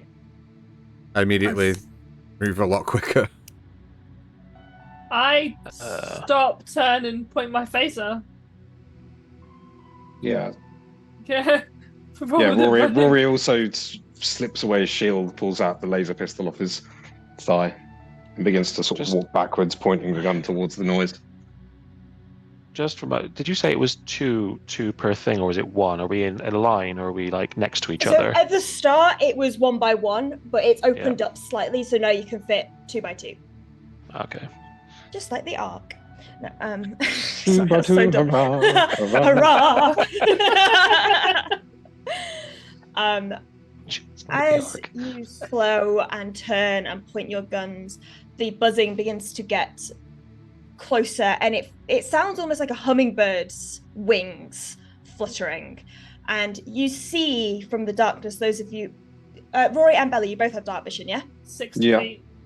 60 Same feet. here. Same with you. Okay. Same I also here. have my light on. Okay. So as it comes into view, you see a small copper hummingbird with bright blue eyes that's just flapping and staring at you. Shoot it. You shoot it. Roll Roll me to hit. As the bullet goes through the air, can I make a quick check on that, see if I recognize something along those lines? Yeah. Blast it into oblivion. Roll me an investigation check, I think, is probably the best thing. For this. I was about to ask the same thing.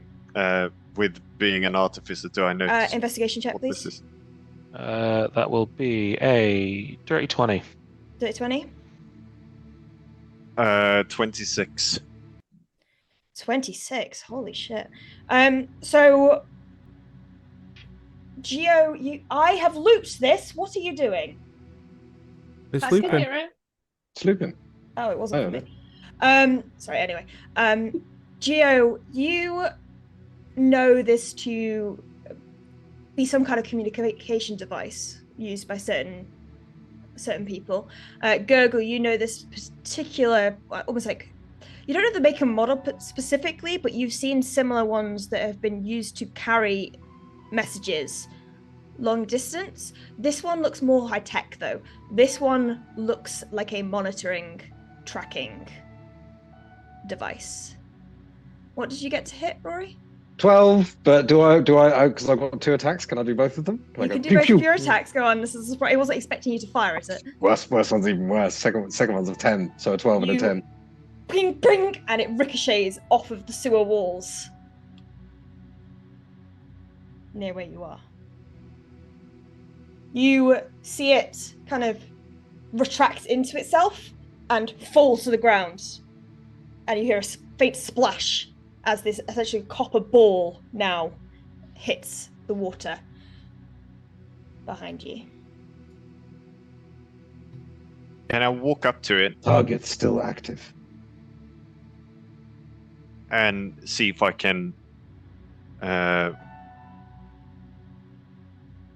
basically with my tools deactivate it and remove any sort of memory chip that it has, if it has any? Roll me another investigation check, please, and also a tinkering check, and I want to know how long you are spending doing this.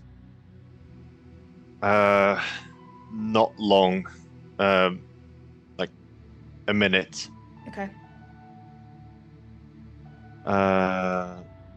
So investigation would be 14, which is really low for me. Tinkering check.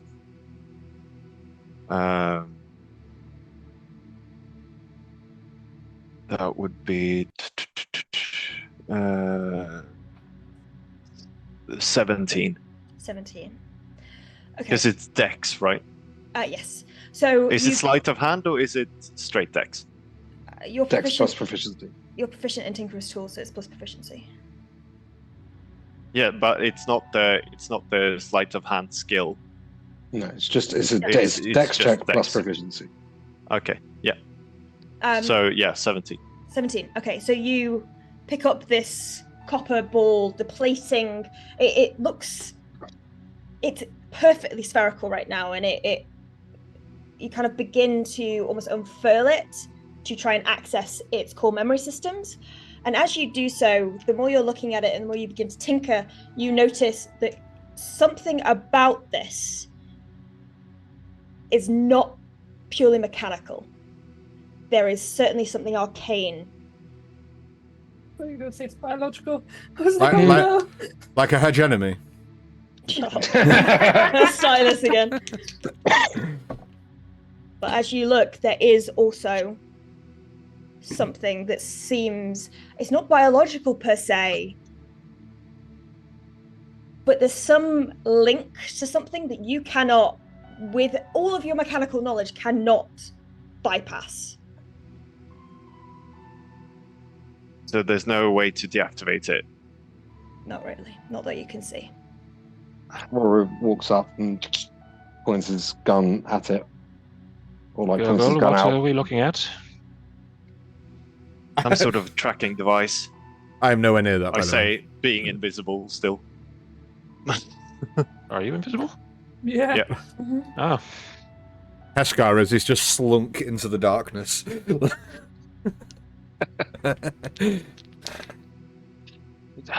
Can you stop it from tracking us?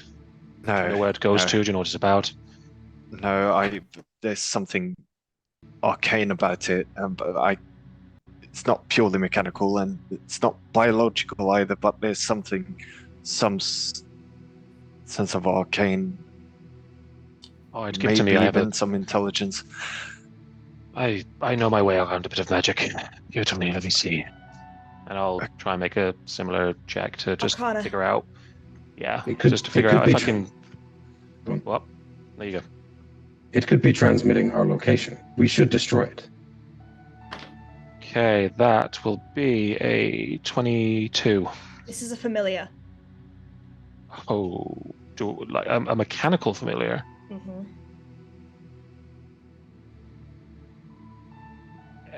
Currently, what's it doing? Like as we open it up, what is it? It's not trying to fight us or anything. It's not. There's no.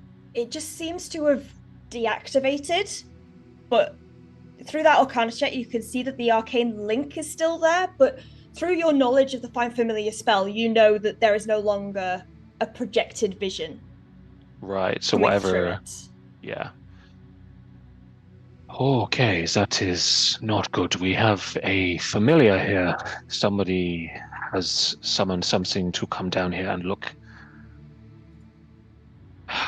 Okay. Rory cocks his gun.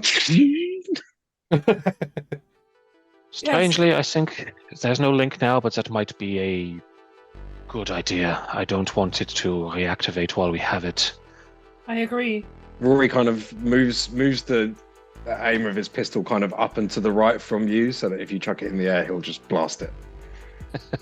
He just kind of And goes. hopefully hit this time. Do you think you'll get it? Oh, I could just put it on the floor and you can just stamp on it or something. You know, it's just whatever's, easier. From the darkness, you just hear pull. Whatever is quickest. Just let's destroy it and move on, okay? And he just sort of throws it to the floor, and whoever wants to pick this thing up. Yeah, roll me with advantage because it's on the ground. I mean, that's technically just. If we all just keep missing this and we're just shooting the ground around it, like 4 turns, like no one hitting. Okay, it's okay. One of them was a 21, one of them was a 17. On the first hit, poof, it scatters into what looks to be nuts and bolts, which then disappear into the atmosphere. We should move swiftly. Agreed. I agree. Let's keep moving. Yeah, I agree too. Just thinking to the nature of the familiar itself, is a mechanical familiar strange? Given, Yes. Yeah. Yeah. It's very rare, if not, you have never heard of a mechanical familiar before.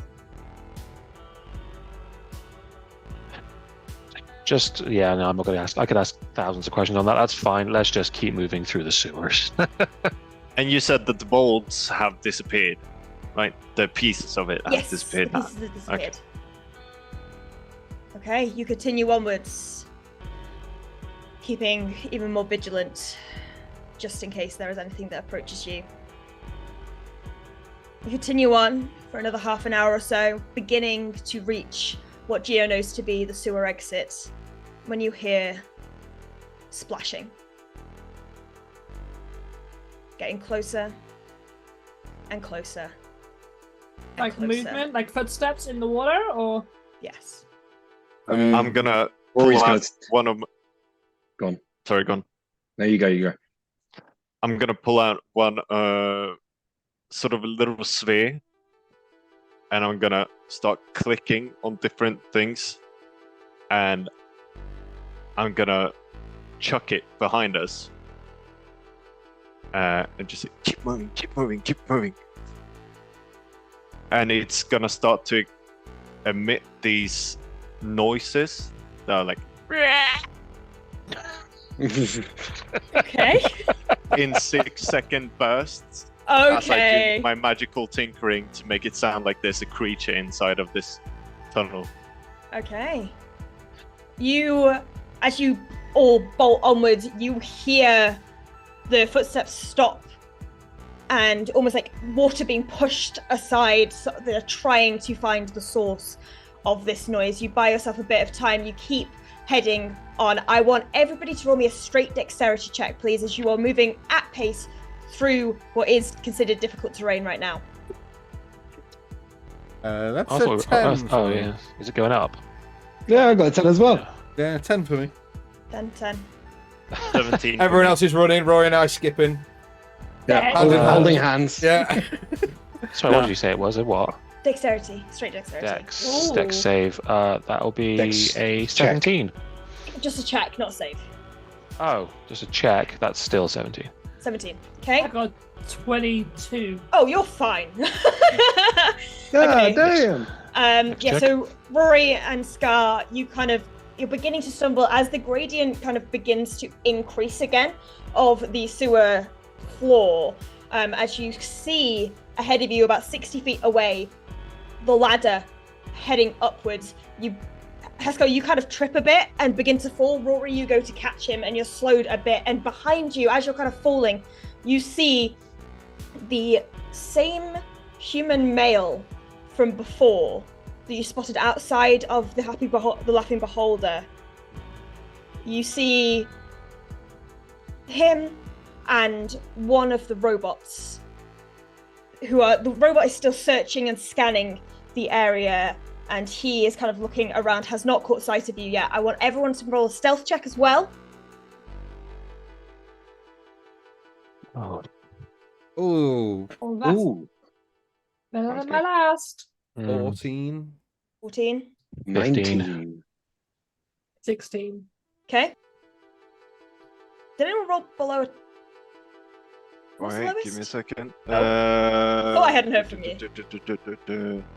14 for me. All right, okay, so you all managed to avoid detection. His eyes kind of don't seem to see you within the darkness itself. It looks as though he is unable to see too well in the dark, and you begin to ascend. Yeah, as we've started running away from someone immediately behind us, I would have just grabbed Heskar's hand and disengaged the light sword thing. So we're running in the dark. Yeah, running in the dark, and you head up. In The ladder. the dark. And you emerge, as promised, outside. Oh, well, still in the middle city, and across the street, you see a big forested area. Go, go, go, go, go. Do we see anything around the grate? Any boxes? Anything of the sort? Yeah, so there are a couple of stores around which do have like boxes of produce. I'm gonna go to one of them, pick one of them up, and place them over the sewer grate. So you know how none of you closed the sewer grate as you left? Oh, Yeah. What? None of you we- said you were closing the sewer grate. Oh, for God's sake. We just got out. No. the I don't know when you entrance. the entrance. Oh, the way in. I gave you plenty of time. Oh, you- when we actually went Yeah. into the sewer, not out of the sewer. Oh, Yeah, okay. no, not I out. thought you meant now. No. I was like, No, I no, think no, that's no, pretty this is fucking fine. obvious You- that we're closing Yeah. the sewer gate, right? Yeah, that's fine. Yeah. And Gurgle, you managed to move a produce box over it, and you begin, I assume, to cross into the forested area. It doesn't look like there are any patrols at the moment nearby. No checkpoints, it seems, on hand. The forested kind of park area itself seems also empty. How long has it been since we traversed this? It's been about an hour, 10 minutes or something like that. Okay, so invisible as to I the place it down, the sort of cloak from my suit disappears as you now can see Gnome Gurgle or Yeah. Mechanome Gurgle. Get him gurgle. Okay, you begin to head your way through. And at this point, as you kind of clear the forested area, there doesn't actually seem to be any guards at the gate into the upper city. It looks like whatever the distraction was seems to have been successful for now and seems to be buying you some time. So you all head through. What is the plan approaching the upper city? Wait, we had a plan after this? Yeah, I don't know, well, you spoke for long enough. Casual. It was Yeah. to kind of Stick- keep it sneaky, keep to the shadows, and stick to the high bushes, make our way along the path that was designated for us by Luigi, and try not to look too, try not to make a scene of ourselves as we're Okay. walking through this high establishment. All right. So you begin to enter the high city, and you notice as you get further and further in. So you pretty much silently manage to get to this bigger street, and you notice more and more people than you saw in the lower city. It's almost as though people up here are more free to go about their day as they would please. Can I do something while we're in the rich forested people. bit? Yeah. Bella, Bella, I know that might sound really weird, but it might come in very handy if we run into trouble. Could you kind of get in my amulet and then out of it, like almost straight away? I promise I'll bring you straight back out, but please. how would this help? Because, it just will if anything bad happens to you when you're near around me. I promise. I'm not messing around. It's promise you it's like a good thing. Okay. How do I get into an amulet? Well, she's willing, so I just like woof and just put you in the amulet, and no more than a second or two later, I bonus action bring her out, meaning that she's the last person to have gone into the amulet. Yep. Nice. Cool. Noted. So I'm just gonna make. What did inside the amulet look like to me? You were there for a second. Darkness. I'm joking. I'm joking. Go on, DM. There is a description in there if you would like to read it out then. The demi-plane takes form of a 20-foot square stone room with a throne in the center. On one of the walls is a rectangular window through which the creature contained within can view the outside world from the perspective of the amulet. Hell yeah, my own little throne room. However, I would be happy to stay in there for a while. the reason I did that is if the last creature to enter the demi-plane falls unconscious within 60 feet of you, it enters the demi-plane and stabilizes. Nice. I don't know where you went guys down. got this idea, You went but I down on the always ship. Go down. You went down on the ship, bro. You're the only person to have dropped at this stage. So I'm Oh just. man, we could have brought Captain Flapjack with us. We could have done, yeah. Okay. I appreciate it. Yeah, so you've kind of registered Bella as the last user Yeah. inside the amulet, and so you notice that people are milling about on the streets. There doesn't seem to be as much Galactic Empire presence here, however. Do they look exceptionally different to the band of us? Like, not necessarily me or Bella, but the other three. They're not necessarily. So there are a range of different species of individual here. The main difference is Rory and Gurgle. But like clothing-wise, we don't stand out as being like poor-looking compared to like the people of this upper No, not plane. necessarily. I mean, like they are all very nicely dressed, but there are some younger individuals who are kind of wearing more casual attire, as it were. They're inside Nice. the system, but they want to get out. Teen smoking behind the bushes. Nice. But there's a I'll bum a cigarette off one of the teens. there's a vast array of individuals. Like Geo, you definitely fit in here. Gurgle, with your modifications as well, you don't stand out too much because there are kind of other droids around. It's just the make of Rory, this insectoid kind of build. It's rare.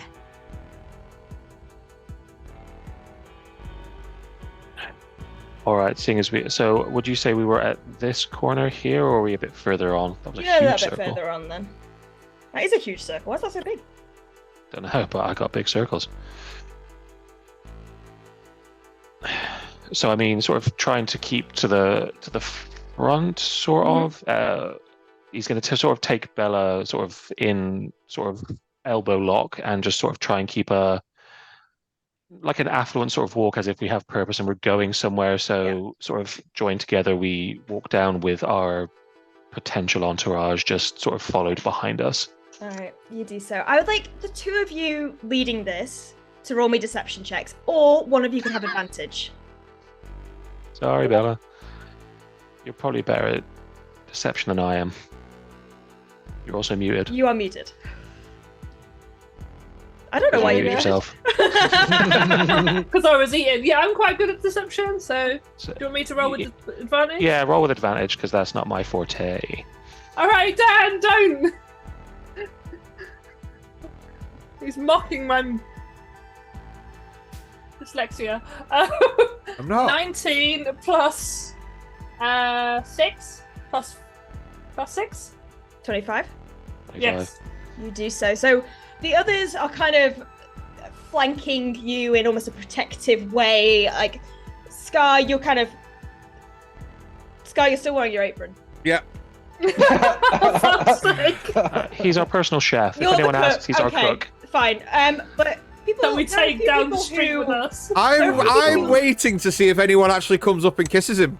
Like, There are a legitimately. few people who kind of clock you guys, give you a bit of a up and down, but it seems more of a, oh, I haven't seen these people before, rather than a, they don't belong here type of thing. And after some time, you do pass through most of the high city and approach the Solar Symposium.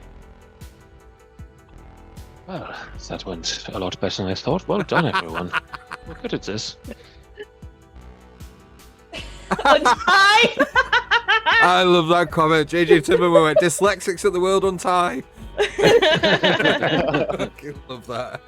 Okay, yeah, so you all approach the Solar Symposium. It does not look guarded at the moment, but from the outside, it seems to be a fairly modest looking structure. It just kind of looks like an elaborate villa that is kind of akin to anything else here. So, like, Gio, you kind of, like, almost scoff a little that this is the library. But there doesn't seem to be any guards at the front. So there's a bit of a stairway upwards. Even in the absence of guards, can I perform my usual threat analysis? Yes, of course you can. Roll me a perception check. Cool. That's 18. Nope, does not seem to be any threats at the moment. Locks onto a shady crow that sat in a tree nearby. I mean, there is a bit of a shady looking crow. As soon as you're looking, like, what you looking at, man? Get laser pistoled. But Or you just all- shooting birds as they come by. Yeah, no, boom, boom, boom. Right, Terminator, paranoid. just feathers. Paranoid Deserved. now. Deserved. Fuck birds. Feathers. Sorry. Feathers all the ground. But this isn't a bird, she's an owlin. But you ascend the steps to the double doors that make up the front of this villa-looking library before... Unhooking his arm from Belly, like, thank you, darling. So, shall we Anytime. make our way inside? After you. I suppose this is my jam, as it were. I'll walk up and try to open the door for them. You do so. It opens. But Oh, as you thank you open all. one, they both open together. And as you enter, your senses are overwhelmed by the vastness that you see before you. A central room with a ceiling opening up to reveal balcony after balcony after balcony ascending upwards, showing the many layers of this library, defying the view from the outside. Goddess. As soon as Let's Heskar get walks inside. in, he will audibly sigh. Not knowing that we were actually coming to a library, he literally just goes in and goes, oh! Oh, buddy. Oh, it's When Gio Heskar. You could... gasps. Literally, Yeah. hands in his apron, head down, just, oh, fucking hell. Get a shot of gas from Gio. Rory will turn to Geo, having sort of made a correlation at this point Yeah. between these types of spaces and his behavior. And he'll just turn to Geo and say, The situation could still be hostile. Please do not go far. Don't be running off into the aisles. Gogo's just gonna point at Rory and go, what he said. I mean, And then he's Gogo's already gonna start flounced walking. away into the books. Just Yeah. just gone. So there's a central, almost receptionist desk, like a circular desk that frames the center portion of this entryway, and behind it you see a old dwarven lady, brown beard plaited at the front, 2 French braids plaited around the side, kind of cascading over her bosom, a flowery blouse tucked into a brown long skirt, kind of looks up to you and goes, "Oh, hello, dearies." Hi. Hello.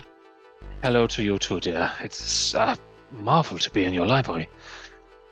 Oh, it's not my library. I wish it was, but unfortunately, I'm just the help. Speaking of help, how can I help you? We are looking for an archivist? A particular archivist? We have many of those, dearie. Which particular archivist are you looking for? Someone jog my memory, please. Archivist Divino.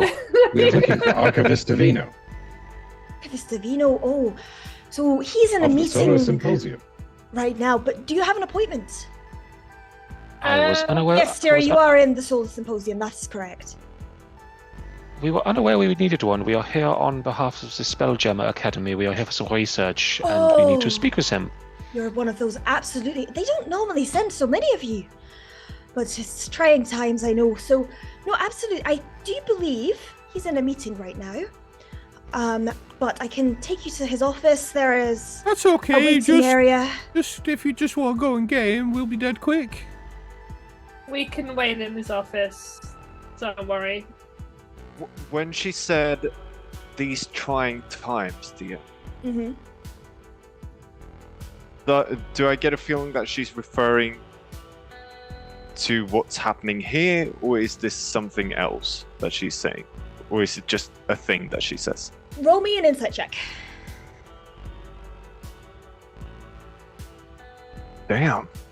I usually suck at insight, but that is quite good.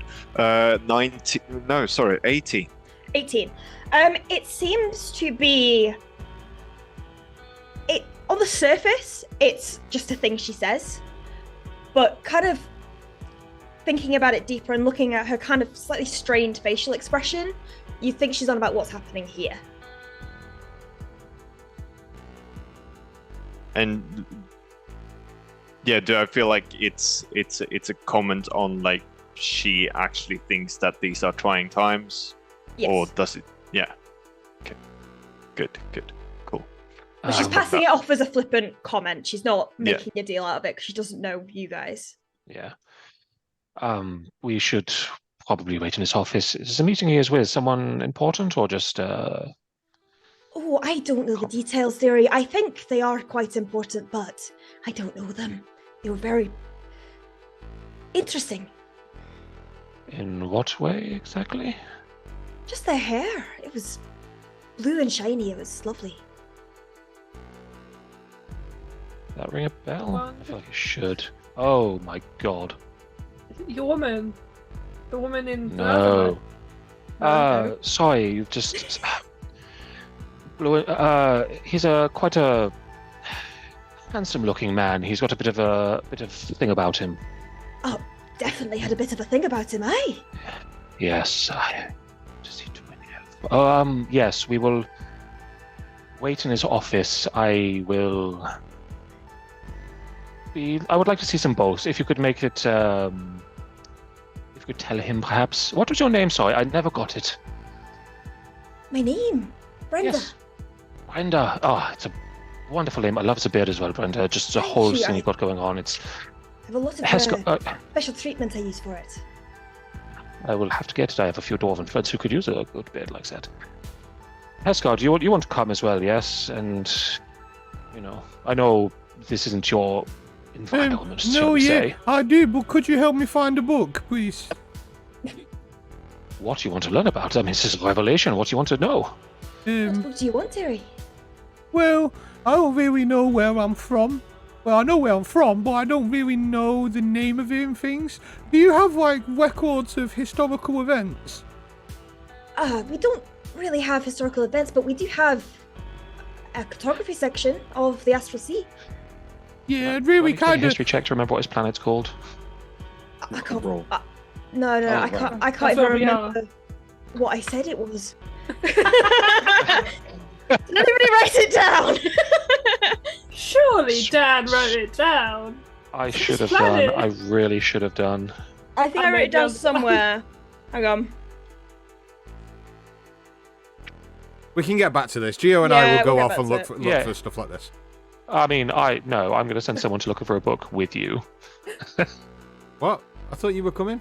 We have a load of archivists with specialities who will be more than happy to escort you, dearie. Actually, do you know what? No, let's stick together, all of us. I would rather we. Wait. Where was I going? You're Oh, going that's what to you wanted look to for your read. book. Oh. What? Do you not want to look for your book? No, I'm so confused. I thought Gio was like, Hesco- do you want to come with you, Gio? Because you were looking for something. I have people. There's someone here I think I need to talk to, as well as the person we are with. But no, let's go together. Brenda, if you can find out when his meeting will end, I will come up a few minutes beforehand. We all will. Okay, well, if you give him half an hour, I'll page him and make sure he knows. Okay. And make sure his guest doesn't leave as well, please. Okay. Just just make sure that just say Gio is waiting. He should know what that means. Okay, I will do. And you see, she kind of gestures to a Furbolg individual behind her, who's like also kind of seeing to records and stuff, and just kind of nods, and then she disappears upstairs. Do you have a Attractive for digital bulk. archive database? We do, aye? Nope, that's the wrong person, she's gone. The Furbolg kind of turns around to you, kind of shocked that all of a sudden, like, that they're now being addressed, and just goes, yeah? Please direct me to it. I mean, it depends on what particular thing you're looking for. We have digital archives based on subject matter. What are you after? They're isolated archives. We don't. Just in the case of. You're not allowed to leave this premises with the knowledge. You can't download our digital archives. I did not intend to do that. Inside check. Sorry, can I just ask though? Can we read books here and then leave afterwards? Aye, absolutely. Is that not the same Aye, thing? absolutely. Why is everyone Scottish? Help me. I'm trying to give Rory. I'm trying to give Rory All advantage. characters Can are I? now Scottish. I'm trying to give Rory advantage, and I'm like, well, isn't that the same thing? I mean, 5. it's. I mean, 5. roll me with advantage. I mean, technically. 8. for fuck's sake. Oh god, this is going great. I just kind of turn to Gio and go, well, he's on his own now. You are not to download any archive information because I do not know who you are. I do not know if you are going to be able to access or hack into our mainframe. You're able to access, to transcribe, and then to leave, but you are under strict observation from any archivists in the area. Yes. So as long as Rory. we, as long as we Definitely. copy, Definitely do not make any other kind of copies of what you're looking at. Or copy what you're looking at in a way, right?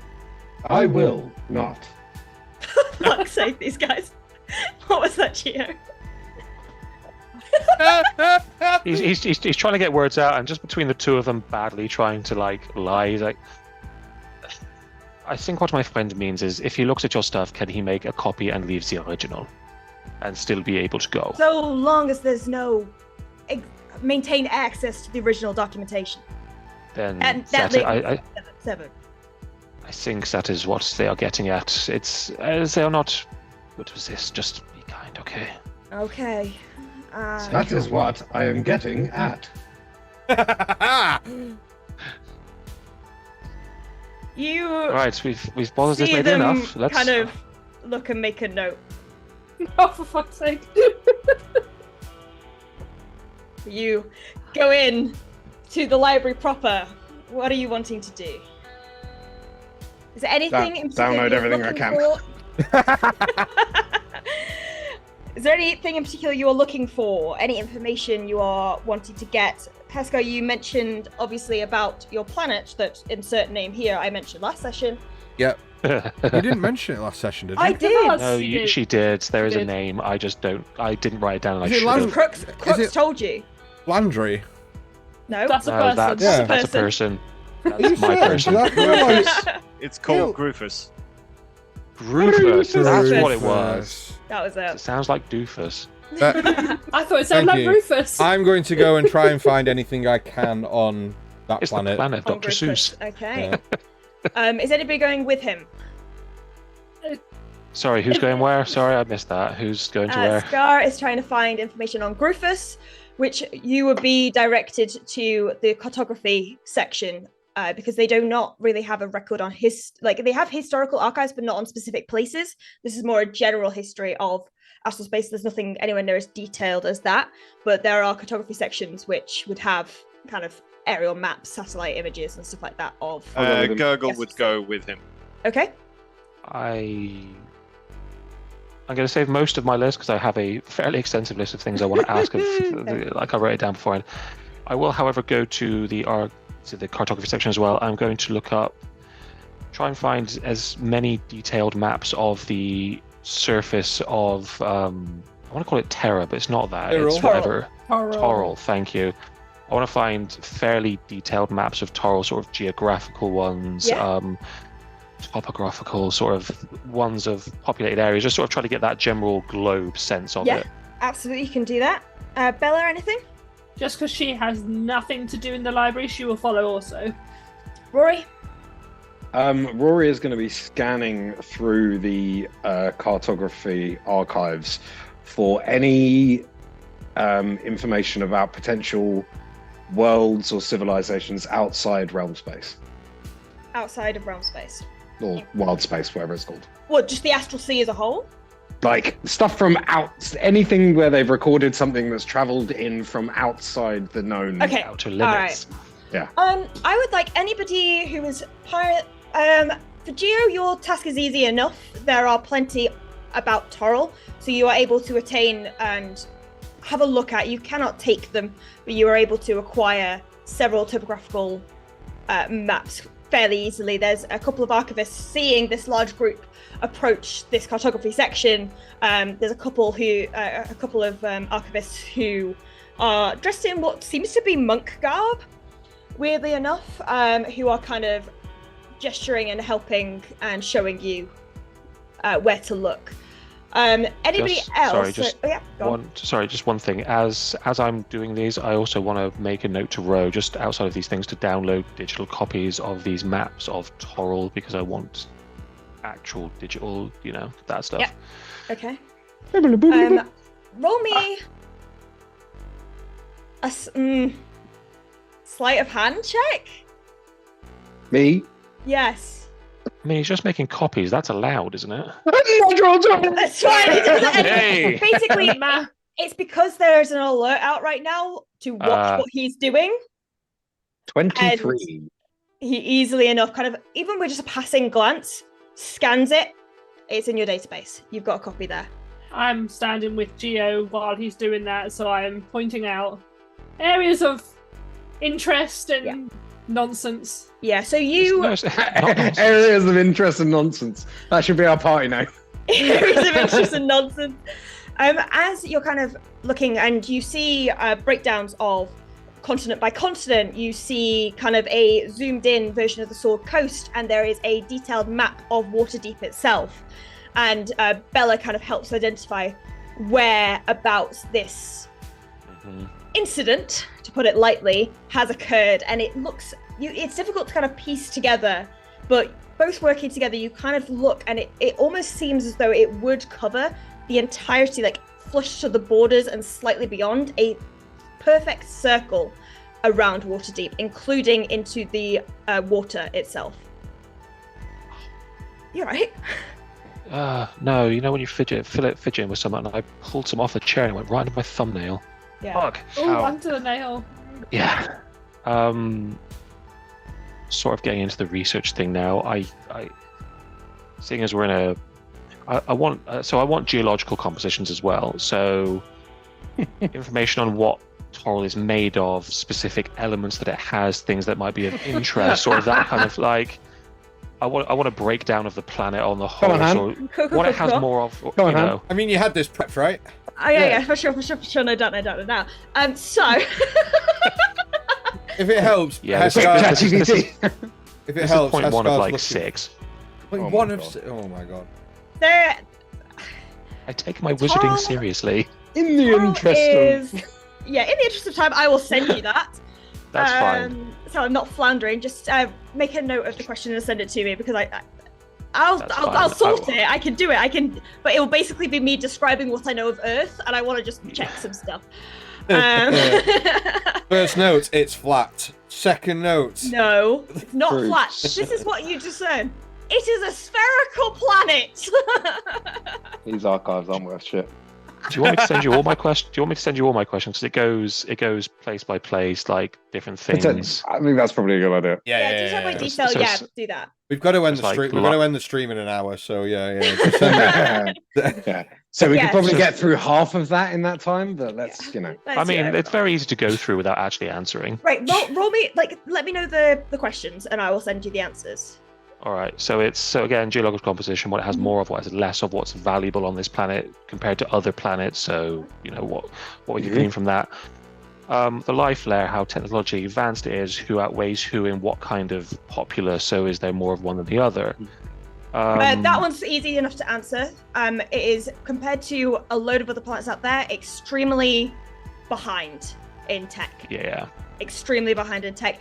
Kind of thinking about what you know, Toril is essentially the least developed in terms of technology. And then there are a couple planets on, like civilized, occupied planets that this is. And then there is a planet in solar space as well, which is kind of slightly more technologically advanced, but not as bad as How the planet deals with magic, so how magically capable are they compared to other ones? So do they know of it in great detail? Do they have great control of it? Is it quite wild, like that kind of thing? Again, you can send me that, it's fine. Yeah, depends on where you are, yeah. And then last one, because it's not as many as I thought, I want to look up the list of deities that are generally believed in there and see if there's any overlap between this planet and other ones that you wouldn't know of, if there's conjunctions of that kind of thing. What I will say, that thinking of deity-wise, you discover, kind of just like as you're delving into this in the time you have before your meeting, that Tyr is one of the gods within the pantheon on Toril. And you also know, through kind of asking about that, the Rock of Brawl is home to the only extra planar temple to Tyr in the Astral Sea. Rock of Brawl has a temple to Tyr. Interesting. Okay. But I'll answer everything else in more detail. That's fine. Post-session, shall we say. While he's diving into Yes. books and Rory's downloading as much as he can. Dive loading. Yeah, dive loading. Is there any like pretty baubles of light or I thought you were looking for your planet. like moths or something that he can chase about for a bit? I'm not bringing moths into my game, but I thought you were looking for your planet. Well, That yeah, would completely unbalance everything. but- yeah, I mean, I can, but like, You don't have to. no. Like, if he finds a book about it, he'll ask Bella to pocket the book. I was Hear it gonna. again. Wrong campaign, love. I thought you were good at Anyway. I thought you were good at that sort of stuff. Anyway, I mean, I am, but she's got no interest in pocketing books. There are dancing lights lighting up the place. okay, I'll find the book and then I'm gonna go and chase lights for a bit. I need you to roll me an investigation check, please. I'm not very good at those. I would like If you ask an archivist to help you, Can I roll it with will get- advantage? If you ask an archivist to help you, which will completely eradicate any possibility of stealing it. I'll go with my original roll. Because to be fair, if you'd asked I'll go me, with my original roll. Bella would It's- have done it just like pocketed the book for no reason. But if you ask her, she will. To be fair. It's an 18. I rolled a 19 on the die. Okay, that's Okay. the third 19 tonight on intelligence-based fucking things. You just got inspo as well, Heskar. Amazing. Okay, yeah. So you managed to find it. It's just a book on minor colonies in the Astral Sea. Amazing. I walk up to Bella and be like, could you hold this for me for a wicker while? And then hand the book over, and he's just going to walk off. I'm going to try and Sleight of place hand. it in my bag. Lead a hand. Oh no, because I'm not going to notice her doing it, am I? As soon as I hand it over and I like do the eye roll, I want to try and help her do this. I really It's alright, want you to- don't need to. Oh, okay, Right. So 17 plus 8. 25. 25. All right, you do Damn. so. In your bag. Watch, this is like a I kind of give him a fucking, wink. it's like a futuristic library that has books, but each book has a tracking device on it or some shit. Like, I've been burned before. amazing. Do you remember when we went into the Scandal shop? keep all over again. That happened. I know. I'm going to again go to the dancing lights and fucking just mess about with them, poking them. Okay, after you kind of collated all this, Rory, you were looking for. Just any recordings or evidence of anything that has travelled into realm space Into from round space. outside. I would like you to roll me an investigation check, please. One. Wait, that might be a 0. Oh no, it's a 4. I mean, it's You a don't fucking find anything in the cartography section. definitely. I'm gonna say it's a strong 4 though. That DM. There's nothing in the cartography. Well, I mean, it's a 1. the least strong 4 you can get. After a bit of time has passed, probably about half an hour or so, Brenda returns and finds you all within Oh, the photography section. Fuck Brenda, man. What? I What like did Brenda do? Whoa! It's cool. My library friend. Brenda kind of says, I believe he's just finishing up now. The other individual is staying there for about 5 minutes, but I can bring you all some tea. If you want to just wait outside, and they are both happy to have a meeting with you together, if that is what you so wish. Do you all want tea? Yeah, that'll be fine actually. If you want to tell them we'll have a meeting all together, that'd be great. I'm saying come with me to wait outside the door, and I will get you tea. Honestly, I should begin to walk up. you're very confusing. And he follows her.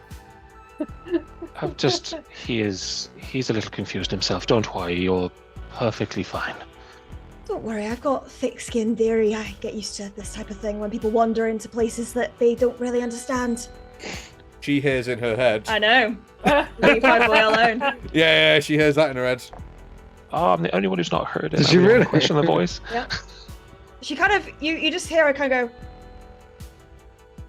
go, Are you okay? no, I'm fine. Just hearing things in my old age, and takes you up one flight of stairs and then off to the side, which is an alley, a corridor with several kind of offices, and towards the end there is a kind of branches into almost like a T shape, and there is on one side a door, and on the other a set of lovely plush couches and a table in the center with a self-pouring teapot.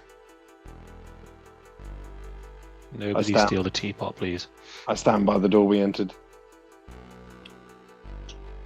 I take a tea. Tea? Okay. You do so, it's tea. It's lovely. The refreshing fruit tea. Ooh. What kind of fruit? We're going to say it's a berries. Ooh, lovely. Berry tea. Heskar takes his flask off and starts drinking his soup. Lovely winter Fancy warmer. tea. Yeah, starts drinking his soup. Gio's got the saucer and the tea and just sort of. This is lovely. And Gio, you hear through the door a pearl of a very familiar laughter coming from the other side of the door. You're kind of sipping your tea for a few minutes. Is there anything anybody wants to say? As he's sipping, you sort of Yeah. like see this smile kind of starting to creep across his face, and he seems very interested on the like he's staring at it quite intently. How is it you know this other person? I do. there's a lot about me none of you know, and it may come up, but I would appreciate a little bit of anonymity should certain parts of my past come up. He is someone from it, a very, very, very good friend of mine. I've not seen him in many months.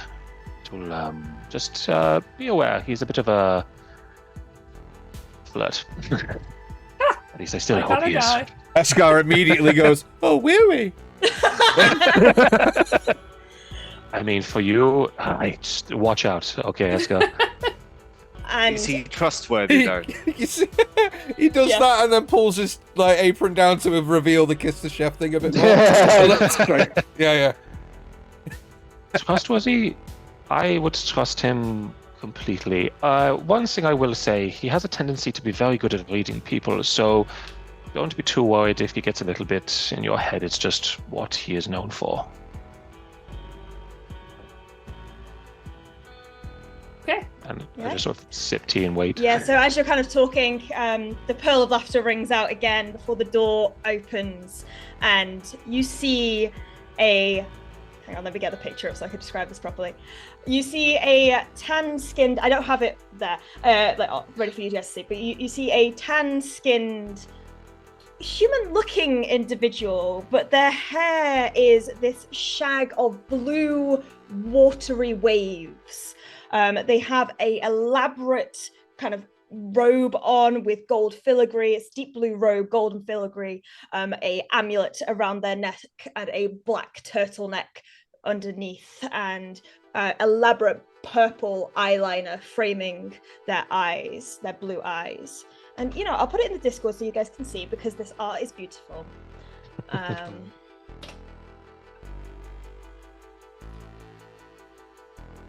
And this individual opens the door and goes, "Geo, darling, it's been so long. What are you doing here?"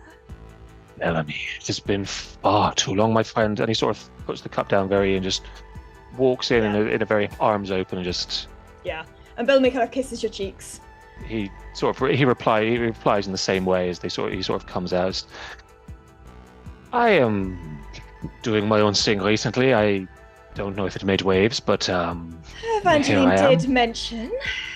Yes, I'm sure she did. She was always the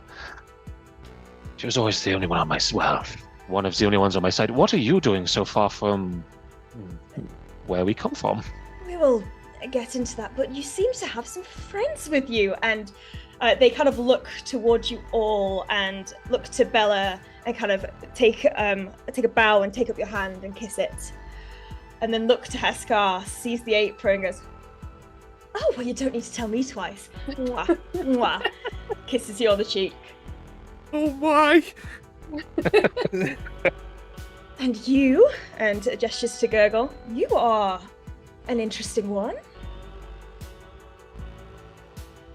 One could say, yes. And then looks to Rory, who's apparently vanished. I'm still here. I don't know why this happened. Rory kind of positioned by the door. Goes, "Have you got a small bodyguard, Geo, darling?" Oh well, the things you pick up while you're roaming the Astral Sea. This is Ro. He is a good friend of mine now. Ah, lovely stuff. Can I ask a question? Is your timepiece on display or not? So it's always in it. So I imagine he's got a waistcoat and it's always in the pocket. So it's not hidden, but it's there. Okay, good stuff. And kind of gestures you all. Come, let's. Archivist Davino here was just telling me a bit of a story about everything that's going on. But come inside. We don't know who's listening in. And gestures you all into the office. And as you are kind of ushered inwards, you see a tall, lean man with very sharp features and a prominent nose, kind of almost giving him like a hawkish appearance in a way. There's the short cropped grey hair framing his head and a neatly trimmed beard that frames his face, and he's kind of hunched over slightly, and from behind his desk he goes, "Oh, come in. It's lovely to meet you. Friends of Bellamy's are friends of mine. Come, I must just take some precautions, And once you are all in, kind of looks around, and a pulse comes out from the cane that's resting by the side of him as he taps it slightly, and a cone of silence washes around you to prevent anyone from listening in. Ooh. Now,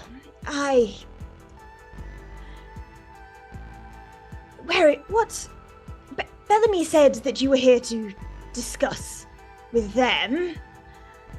But apparently you want to see me too. Who are you? We are the consort that was sent from the SpellJammer Academy under...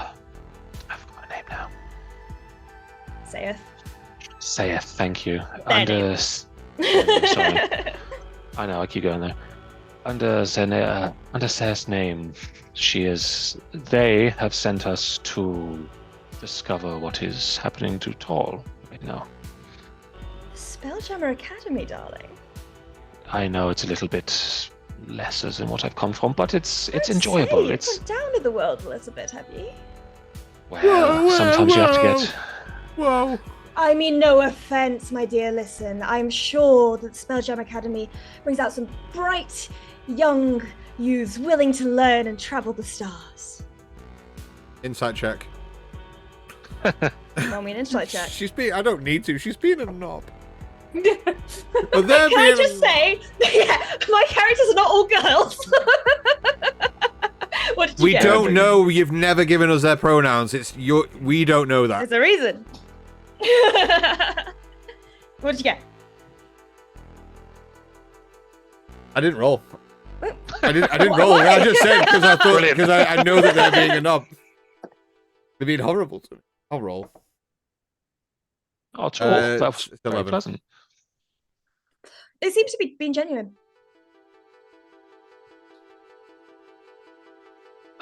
Well,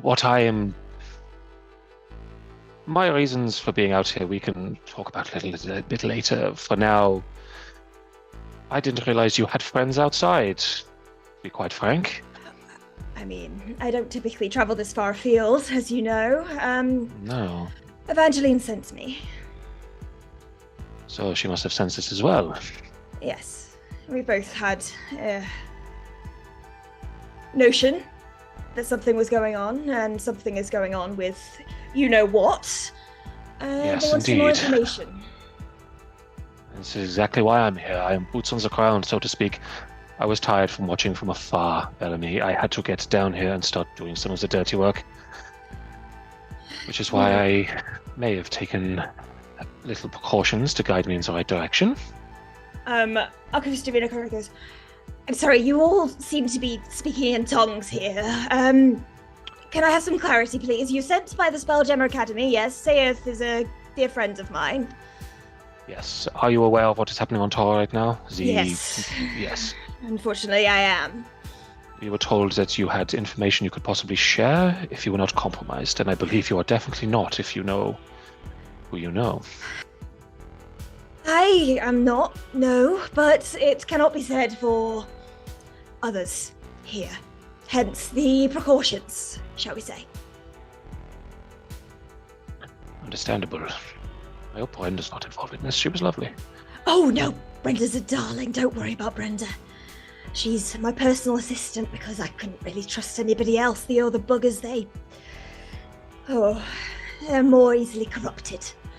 But what I will say is that it's not just Toril, unfortunately. A So planet others. that we're not too familiar with, Earth, I think its name is also being targeted. Earth? Which space is that in? Solar The space. Soul space. Is that a planet I've heard of throughout my travels? I don't think Quite it would wide. be. I don't think you've been to solar space. Okay. I don't think you would have been to solar space. Solar space is what Geo and Gurgle and Rory would know is that solar space is a very self-contained, isolated wild space system. Very little goes in and nothing comes out. Ever. So Ever. nothing. No, so okay. Just so I'm thinking, the soul space is built up like our solar system, essentially. So It is there's our solar all the system. yeah, I know, but you know what I mean. There's no, Yes. it's not just Earth and then like weird planets. It's yeah. It's Mercury, Yeah. Venus, Mars. Yep. Just checking. You know, it's And I know about this place as well, yeah? You don't know why you do, but you do. Is there a reason why Earth and Taural are being targeted? We're theorizing at the moment. I say we, I, and Bellamy had some ideas to throw in as well. That it might be due to them not being very technically advanced. You see, they don't have the defense systems in place. that is what I was possibly afraid of as well. Terraforming kept coming into my mind as I was coming across this way. Bellamy kind of is surprised. You also thought about terraforming. Interesting. That is one of my potential hypotheses as well. However, terraforming on a scale such as this, I cannot see that turning out right. It's never been particularly successful, but undeveloped planets, little defense, small amounts. You wouldn't have to necessarily destroy the planet, just wipe out its inhabitants and take what is left. If you can live on the planet itself, you wouldn't have to do much. Do you think it might be a prototype? Usually when I construct machinery of any kind, I usually make a small prototype before just to see if it works. If they are trying to make something large scale like this. Have a sense that a prototype has already been established. Out in Doom Space, the series, that there was a planet out there. That and elsewhere. I also know of this Doomspace experiment, but I don't think that's what this is. I think that I have a theory, I might be wrong, that whatever is being done originated from tech and arcana from Doomspace itself. That something is being used from there, deposited on these planets and these systems, and draining the life out. Draining the life and transporting the power elsewhere. I, personally, don't think it is terraforming. Bellamy seems to disagree with me. I was just theorizing, darling. I wasn't saying you were wrong. Well, either way, if power of such immense quantities and volumes were being taken, what would it be for? And why these locations? If it is that they are unable to defend themselves, that is one thing, but if it's something else, then I don't know. It would honestly be useful to have hands-on investigation of the matter, to see what it is causing the issues. We can only do so much from being so far away. Well, this is why we are potentially here. From what you have seen, from what you have gathered, is it just, I say biological life, is it just the people that are being taken, or is it all things, the surrounding grasses and trees, the animals, everything? It is all biological life from our readings. The wood that forms some of the structures has rotted. All plant life has died in the area. Any human life that was caught in it seems to have been wiped away. Almost like they're Biomass trying can to be bring harvested something and back. transferred into energy and synthetic building materials. Exactly. So it's almost like they're trying to bring something back. Trying to create lots of little somethings. When you, I've heard of this before. When sometimes you can use, and Gio, correct me if I'm wrong, but sometimes you can use magic to transfer life from one person to another. What if they are doing the same thing on a larger scale and therefore they need more resources? So they're taking biological life essentially from planets to transfer it into reviving something else or rejuvenating something else? What if they're trying to bring a dead planet back to life? I mean, that is necromancy on a scale unheard of. That would be the kind of magic I don't know what you would possibly you need that much life energy for. But we know that it works on smaller scale, unlike terraforming, which I think is rather unstable, right? This is something that is known and that is stable, although stable is a funny word. Something this powerful, something this large.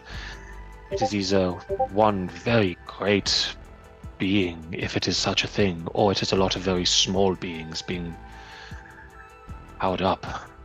But that is large amounts of power. if you think about it, though, Astral Dominion has been for... Am I right in saying millennia? That it's been going on trying to fight for the Astral Dominion? Yeah. So basically, in any of your, well, most of your lifetimes, there has been no Astral Dominion. But it's been thousands of years. So it's been fought over for so long that maybe they are trying to bring something back to gain the advantage that they need. I mean, it seems like the Galactic Empire has been on the rise, and if they want to actually challenge for Astral Dominion, then they would need a huge advantage, right? And if they are behind this, then I don't know, maybe they're trying to bring something back to gain that advantage. Davino. You said DeVito, Danny DeVito. Davino. No, it's Davino. Davino, I know, yeah. I'm DeVito. I'm Danny DeVito. You said they are taking what they collect from Toll and taking it back to Doomspace. No, we haven't registered anything going back into Doomspace. Doomspace is very difficult to monitor. We haven't been able to catch sights on that. It just seems to be transported out and then it disappears off our radar. Well, where's the last known location? The last known location of the energy. Of the energy that's being transferred, where is the last known location that your radar's picking it up? We're picking it up. Where's my map of astral space gone? Thought I had it. Hang on, sorry. 2 seconds. well, Does all this spike anything with Bella's history in Doomspace? I would like you to roll me a history check, please. Sorry, in Doomspace? What the hell? Yeah. So basically what he says is, so we seem to lose track towards the border of chaos space. That's where we lose track of the radar between around the asteroid cluster that surrounds chaos space. Oh, you wanted to say something? You had something there. Rory. I merely wish to add that biotransmutation and synthesization can produce both power charge and synthetic materials. With a large enough biomass, these reactions could be self-sustaining. You think it's a battery or an engine of some kind? Something to power something? Biomass can be converted both into power and mechanical materials. It would be both the source of power and the machine itself. It's synthesized in the correct way. I myself am an example of such technology. Are you now? We have a lot to Remind me discuss when to we study you. I got a nat Yes. 20 for a 20. So, in your time in Doomspace, you're having to obviously cast your mind back quite a bit. Mm-hmm. But you know that on a much smaller scale than this, necromancers across Doomspace would plant astral seeds, which would zap the life out of the surrounding areas in a small radius and be used to fuel their powers and provide them more powers. It was almost, it got to the point in one area where a particular lich had control of a lot of these astral seeds and was taking power from many others in the area. Right. So you know it's something that is practiced in a kind of necromantic sense in Doomspace. Piping up from the sort of lounge position she put up against the wall. This sounds like those bloody seed things that the necromancer uses. And I kind of tell him about all the things I know. I say what she just said. I mean, if we are dealing with a creature of that capability on this scale, it must be huge. Can't... Or many. What do you know of the illicits that are sitting outside Thorkaball right now? Why is they involved? What have they got in here? Bellamy kind of pipes up. I was having a ponder and a thought, and it seems to me that they seem to have struck up some kind of alliance with the Galactic Empire. I don't know what in exchange for or why they've decided to come this far out, but they seem to be working together. That is, and the Galactic Alliance. What part have they got to play in this? They seem to be the orchestrators. So they are the ones making sure that energy is taken from these planets and moved to chaos space. It appears that way. We don't know for sure if it's going into chaos space, but it disappears It's off lost lost to our radars around there. Yes. Do you want us to go to chaos space, or do you want us to go to one of these planets? What is it that you need from us? I wouldn't want to put any of you into such peril, to be honest. Chaos space is a maybe. It's a possibility that it's disappearing there. We know it's happening on both Toril and solar space. If you wish, and have permission of Saeath, obviously, to go investigate this further, I suggest you do so. It's your choice where. Well, we have kind of been tasked to find the source of this. Have we done that yet? I mean, we know who's behind it, but we don't really know much else. But is that good enough? Are we done now? Well, If the trail of our quarry ends in chaos space, then that is where we should begin our hunt. I believe Toril is the best place to go to. We need to see firsthand exactly what is being done to this world, and then perhaps we can get a better understanding of what we are looking for when we go elsewhere. I also agree, because even though it has travelled through chaos space, we can't guarantee that it will be where we are at that time. Where if we go to Toril, we can possibly follow one of these things back through and to their location. We have go not to the been, destination. We have not been tasked with finding where the destruction is happening, but the source of the destruction. Yes, but if Yes, but we know where it's happening and what is, like, the ships that are dropping the seeds, if we follow one of those ships back to its destination, we get,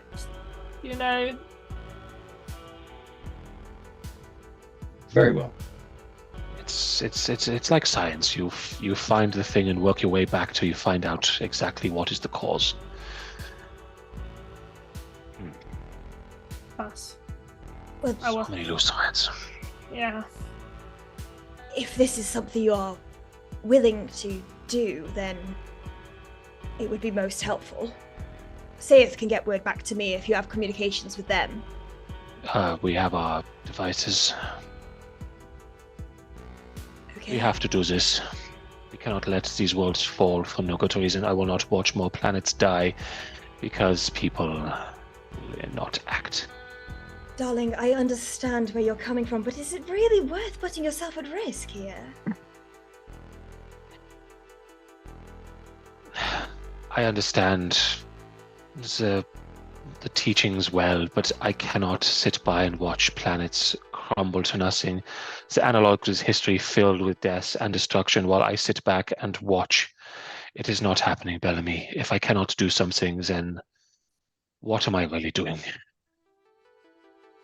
You see them kind of look to the ground slightly, almost in a bit of shame, before kind of looking to you with a bit of a spark in their eye. I always knew that you were wanting to make a change in this world. Don't worry, I won't tell on you. But just know if word gets back, you are in a lot of trouble, my darling. I know precisely how badly this could turn out. I am honestly surprised they are not already aware.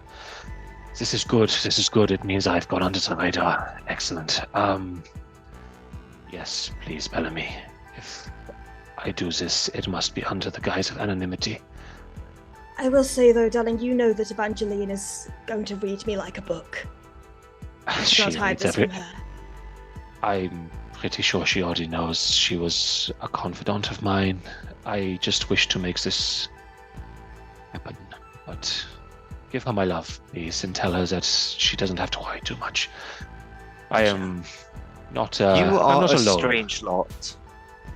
You Perfectly. have you have no idea where I come from, or where we come from, and quite frankly, if you went there, Gurgle, I think you would have more than a good time. I doubt it. If I'm being honest, you seem.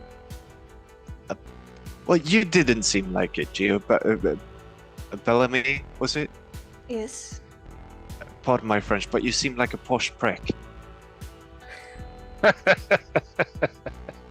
He is not wrong.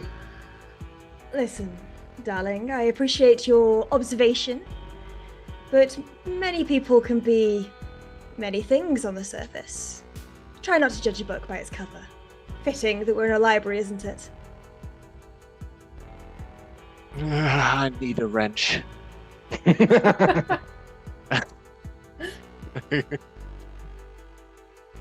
So I don't make decisions for all of us. If do we agree Torl is the place to go?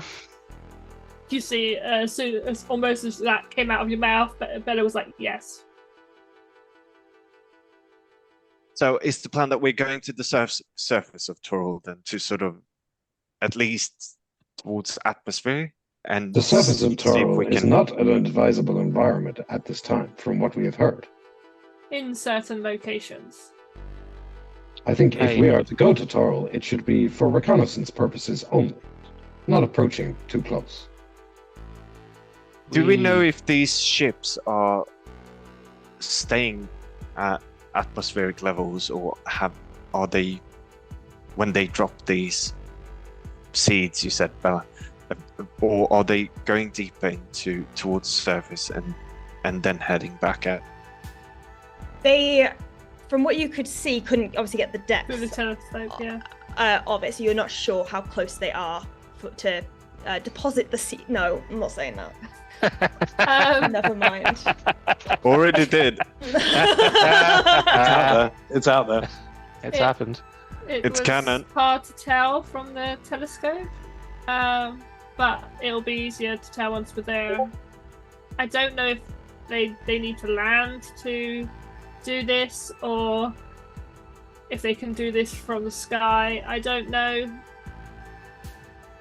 From what we saw, they entered through the magical barrier around the planet and came out again. We have to at least get close enough to know how far, what they are doing, and then potentially follow out. And I believe some of us have business there that may need attending to, so we should make time to at least check the ground, see what we can learn from the destruction, if nothing else. All right. Well, how about we report back, ask what the next steps are, and in the meanwhile, what are we doing about this place? That Not sure means there's much we. we can go and see what they say. I mean, we don't have to sign up to anything or agree to anything, but I mean, we did agree at least to attend that meeting. We did, but we were also followed into the sewers by people, and someone sent a familiar our way. They are aware of what we are doing, and I don't think we can return to the Happy Beholder anytime soon. At least not seen. Well, I'm sorry, but I'll be going back there tonight. What do you mean, Heskar? What, you can't leave. We have stuff to do. You're part of the group. Part of SpellJammer. Like I told you this morning, and I told you on the way here, I'm going to do everything I can to help these people. They need help, and I'm going to do everything I can to help. And if they've asked us to go back there tonight to at least see what's happening, I'm going to go. We have to go back that way to go back to our ship anyway. So I'm sorry, but... Zareth has a ship for us over here. We have something faster, something more technologically advanced like you wanted. Just to say that they said that upon word they would send it out, yeah. but it'll take time to get there. We can Look, have a ship here. if you guys want to head off immediately, then that's completely fine and that's your choice, but I gave someone my word that I would stop by and I would be back. So I intend to keep my word. And what about your word to us and to the SpellJammer and this? I don't think the two things completely knock each other out. I think we can do both. And I'm sorry, Gio, but you're trying to make me have a battle in my head about us versus them and who I should prioritise more. And really, what are we trying to prioritise? People that I've known for a day or two? People I've just met, or the people that I really want to try and help? We're trying to do the same thing, but in different ways. I'm not suggesting that I don't want to go with you, but I made a promise to someone. So I intend to keep it. Gio, Yes, you made specific point that I enter the concept of friendship into my social parameters. What is it that friends are supposed to do?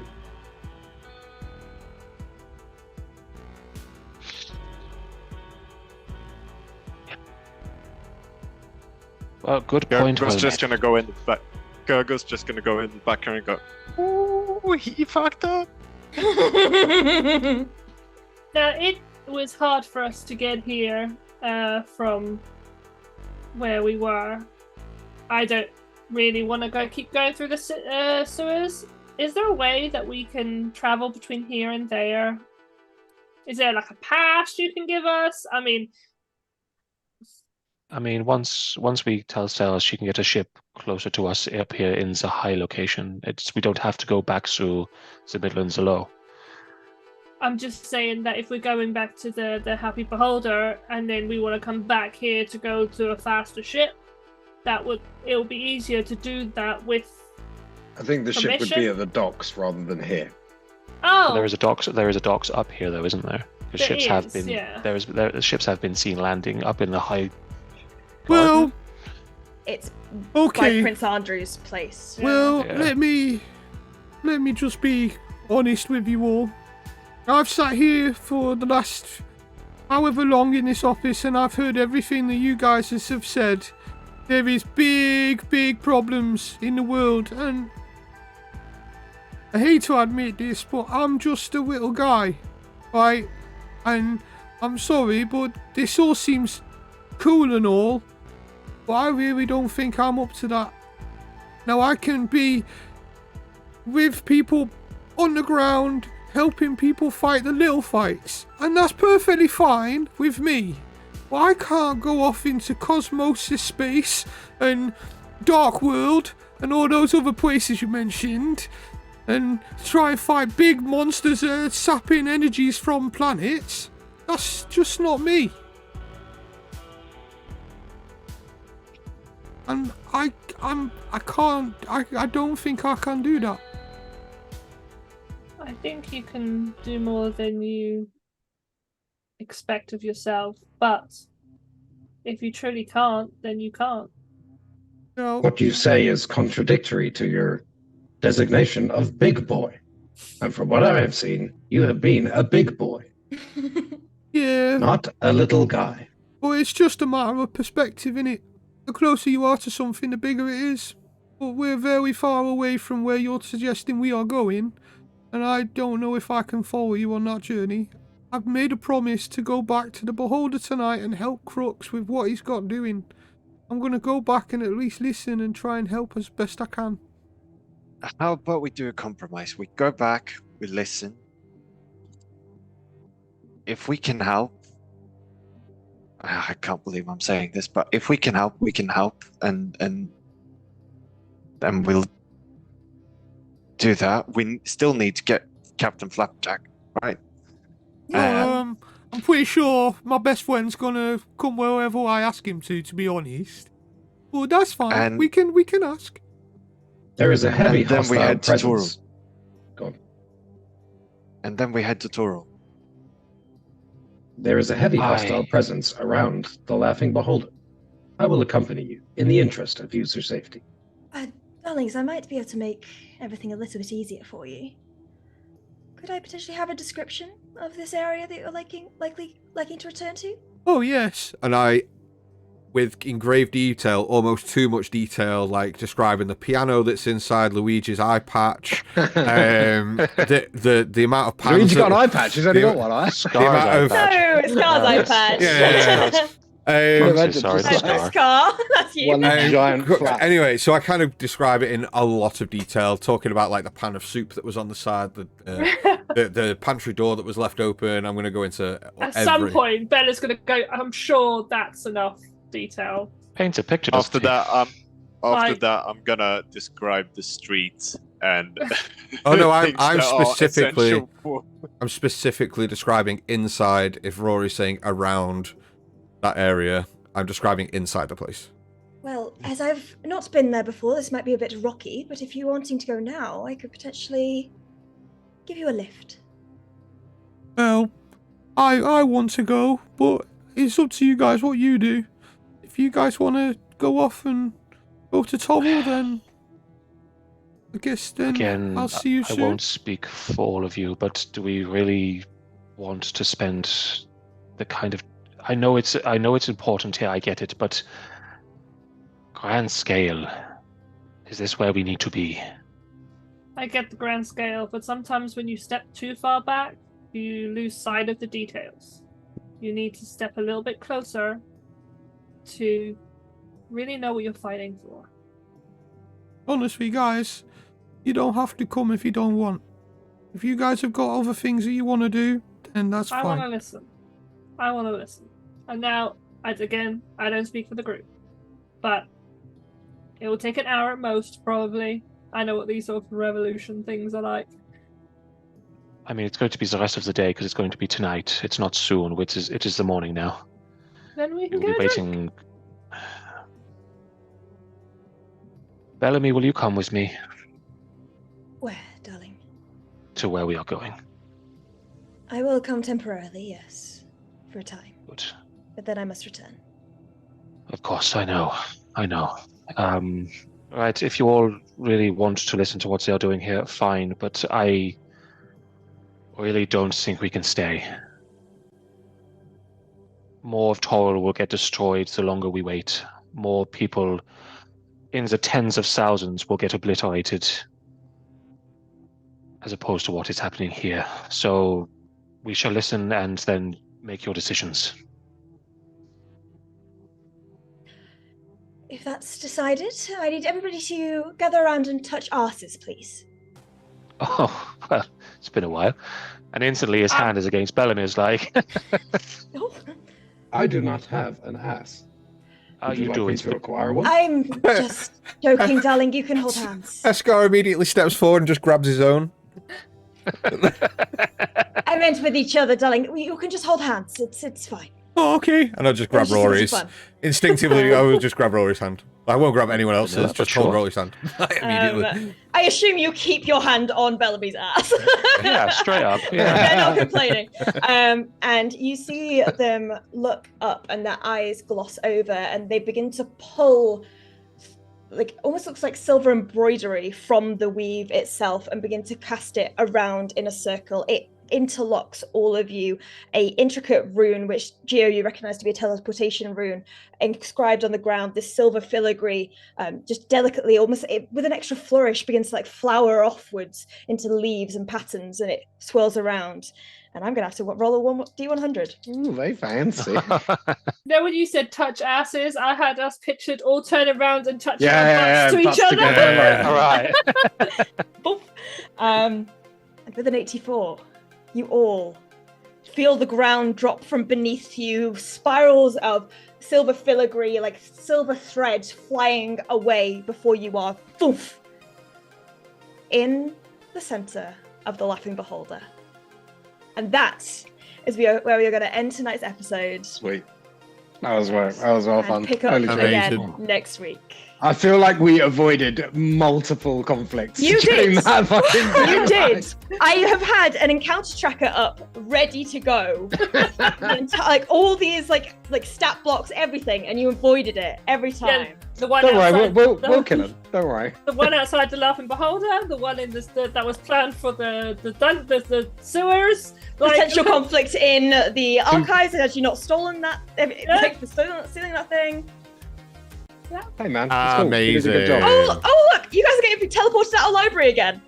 Amazing. With a We stolen don't book. use library doors. With a stolen book, it feels so familiar. Yeah, I know. Life is I nothing love forever. this group. Right, yeah, so that is us. Dan, are we raiding anyone? I will try and find someone as quickly as I All can. right. Thank you for joining us, Yeah. everybody. Yeah, cheers Amazing guys. stream, guys. Sorry about the Thank technical you for sitting difficulties through earlier, but it Yeah. happened. All that Bad. roleplay. Minor Yeah. Bella did not die. Bella did not die. Nobody Bella died. didn't die. Good. And also sorry Um, for all the technical difficulties, guys. We'll sort it out for next week. And don't forget to join us next Tuesday for the Fallen campaign, 6 p.m. Oh, on this note, actually, everybody, you're all level 6. Ooh, hell yeah, feats. Oh. Oh, so many options. Feats, baby. Ding, ding, I've got a ding, whole ding, week to ding, decide. Yeah, you're a warrior, aren't you? Sentinel. Fighter. I've already decided. Oh no. Okay, guys. So we're gonna stick around, please. We're gonna raid a channel called Roll For It. Hey. Yay, roll for it. I know those guys. Hey. So Nice. when you get in, put some hype in the chat, and we will. We'll see you on Tuesday. Yeah, see you Tuesday. Bye, guys. Ta-ra. See you later. Bye.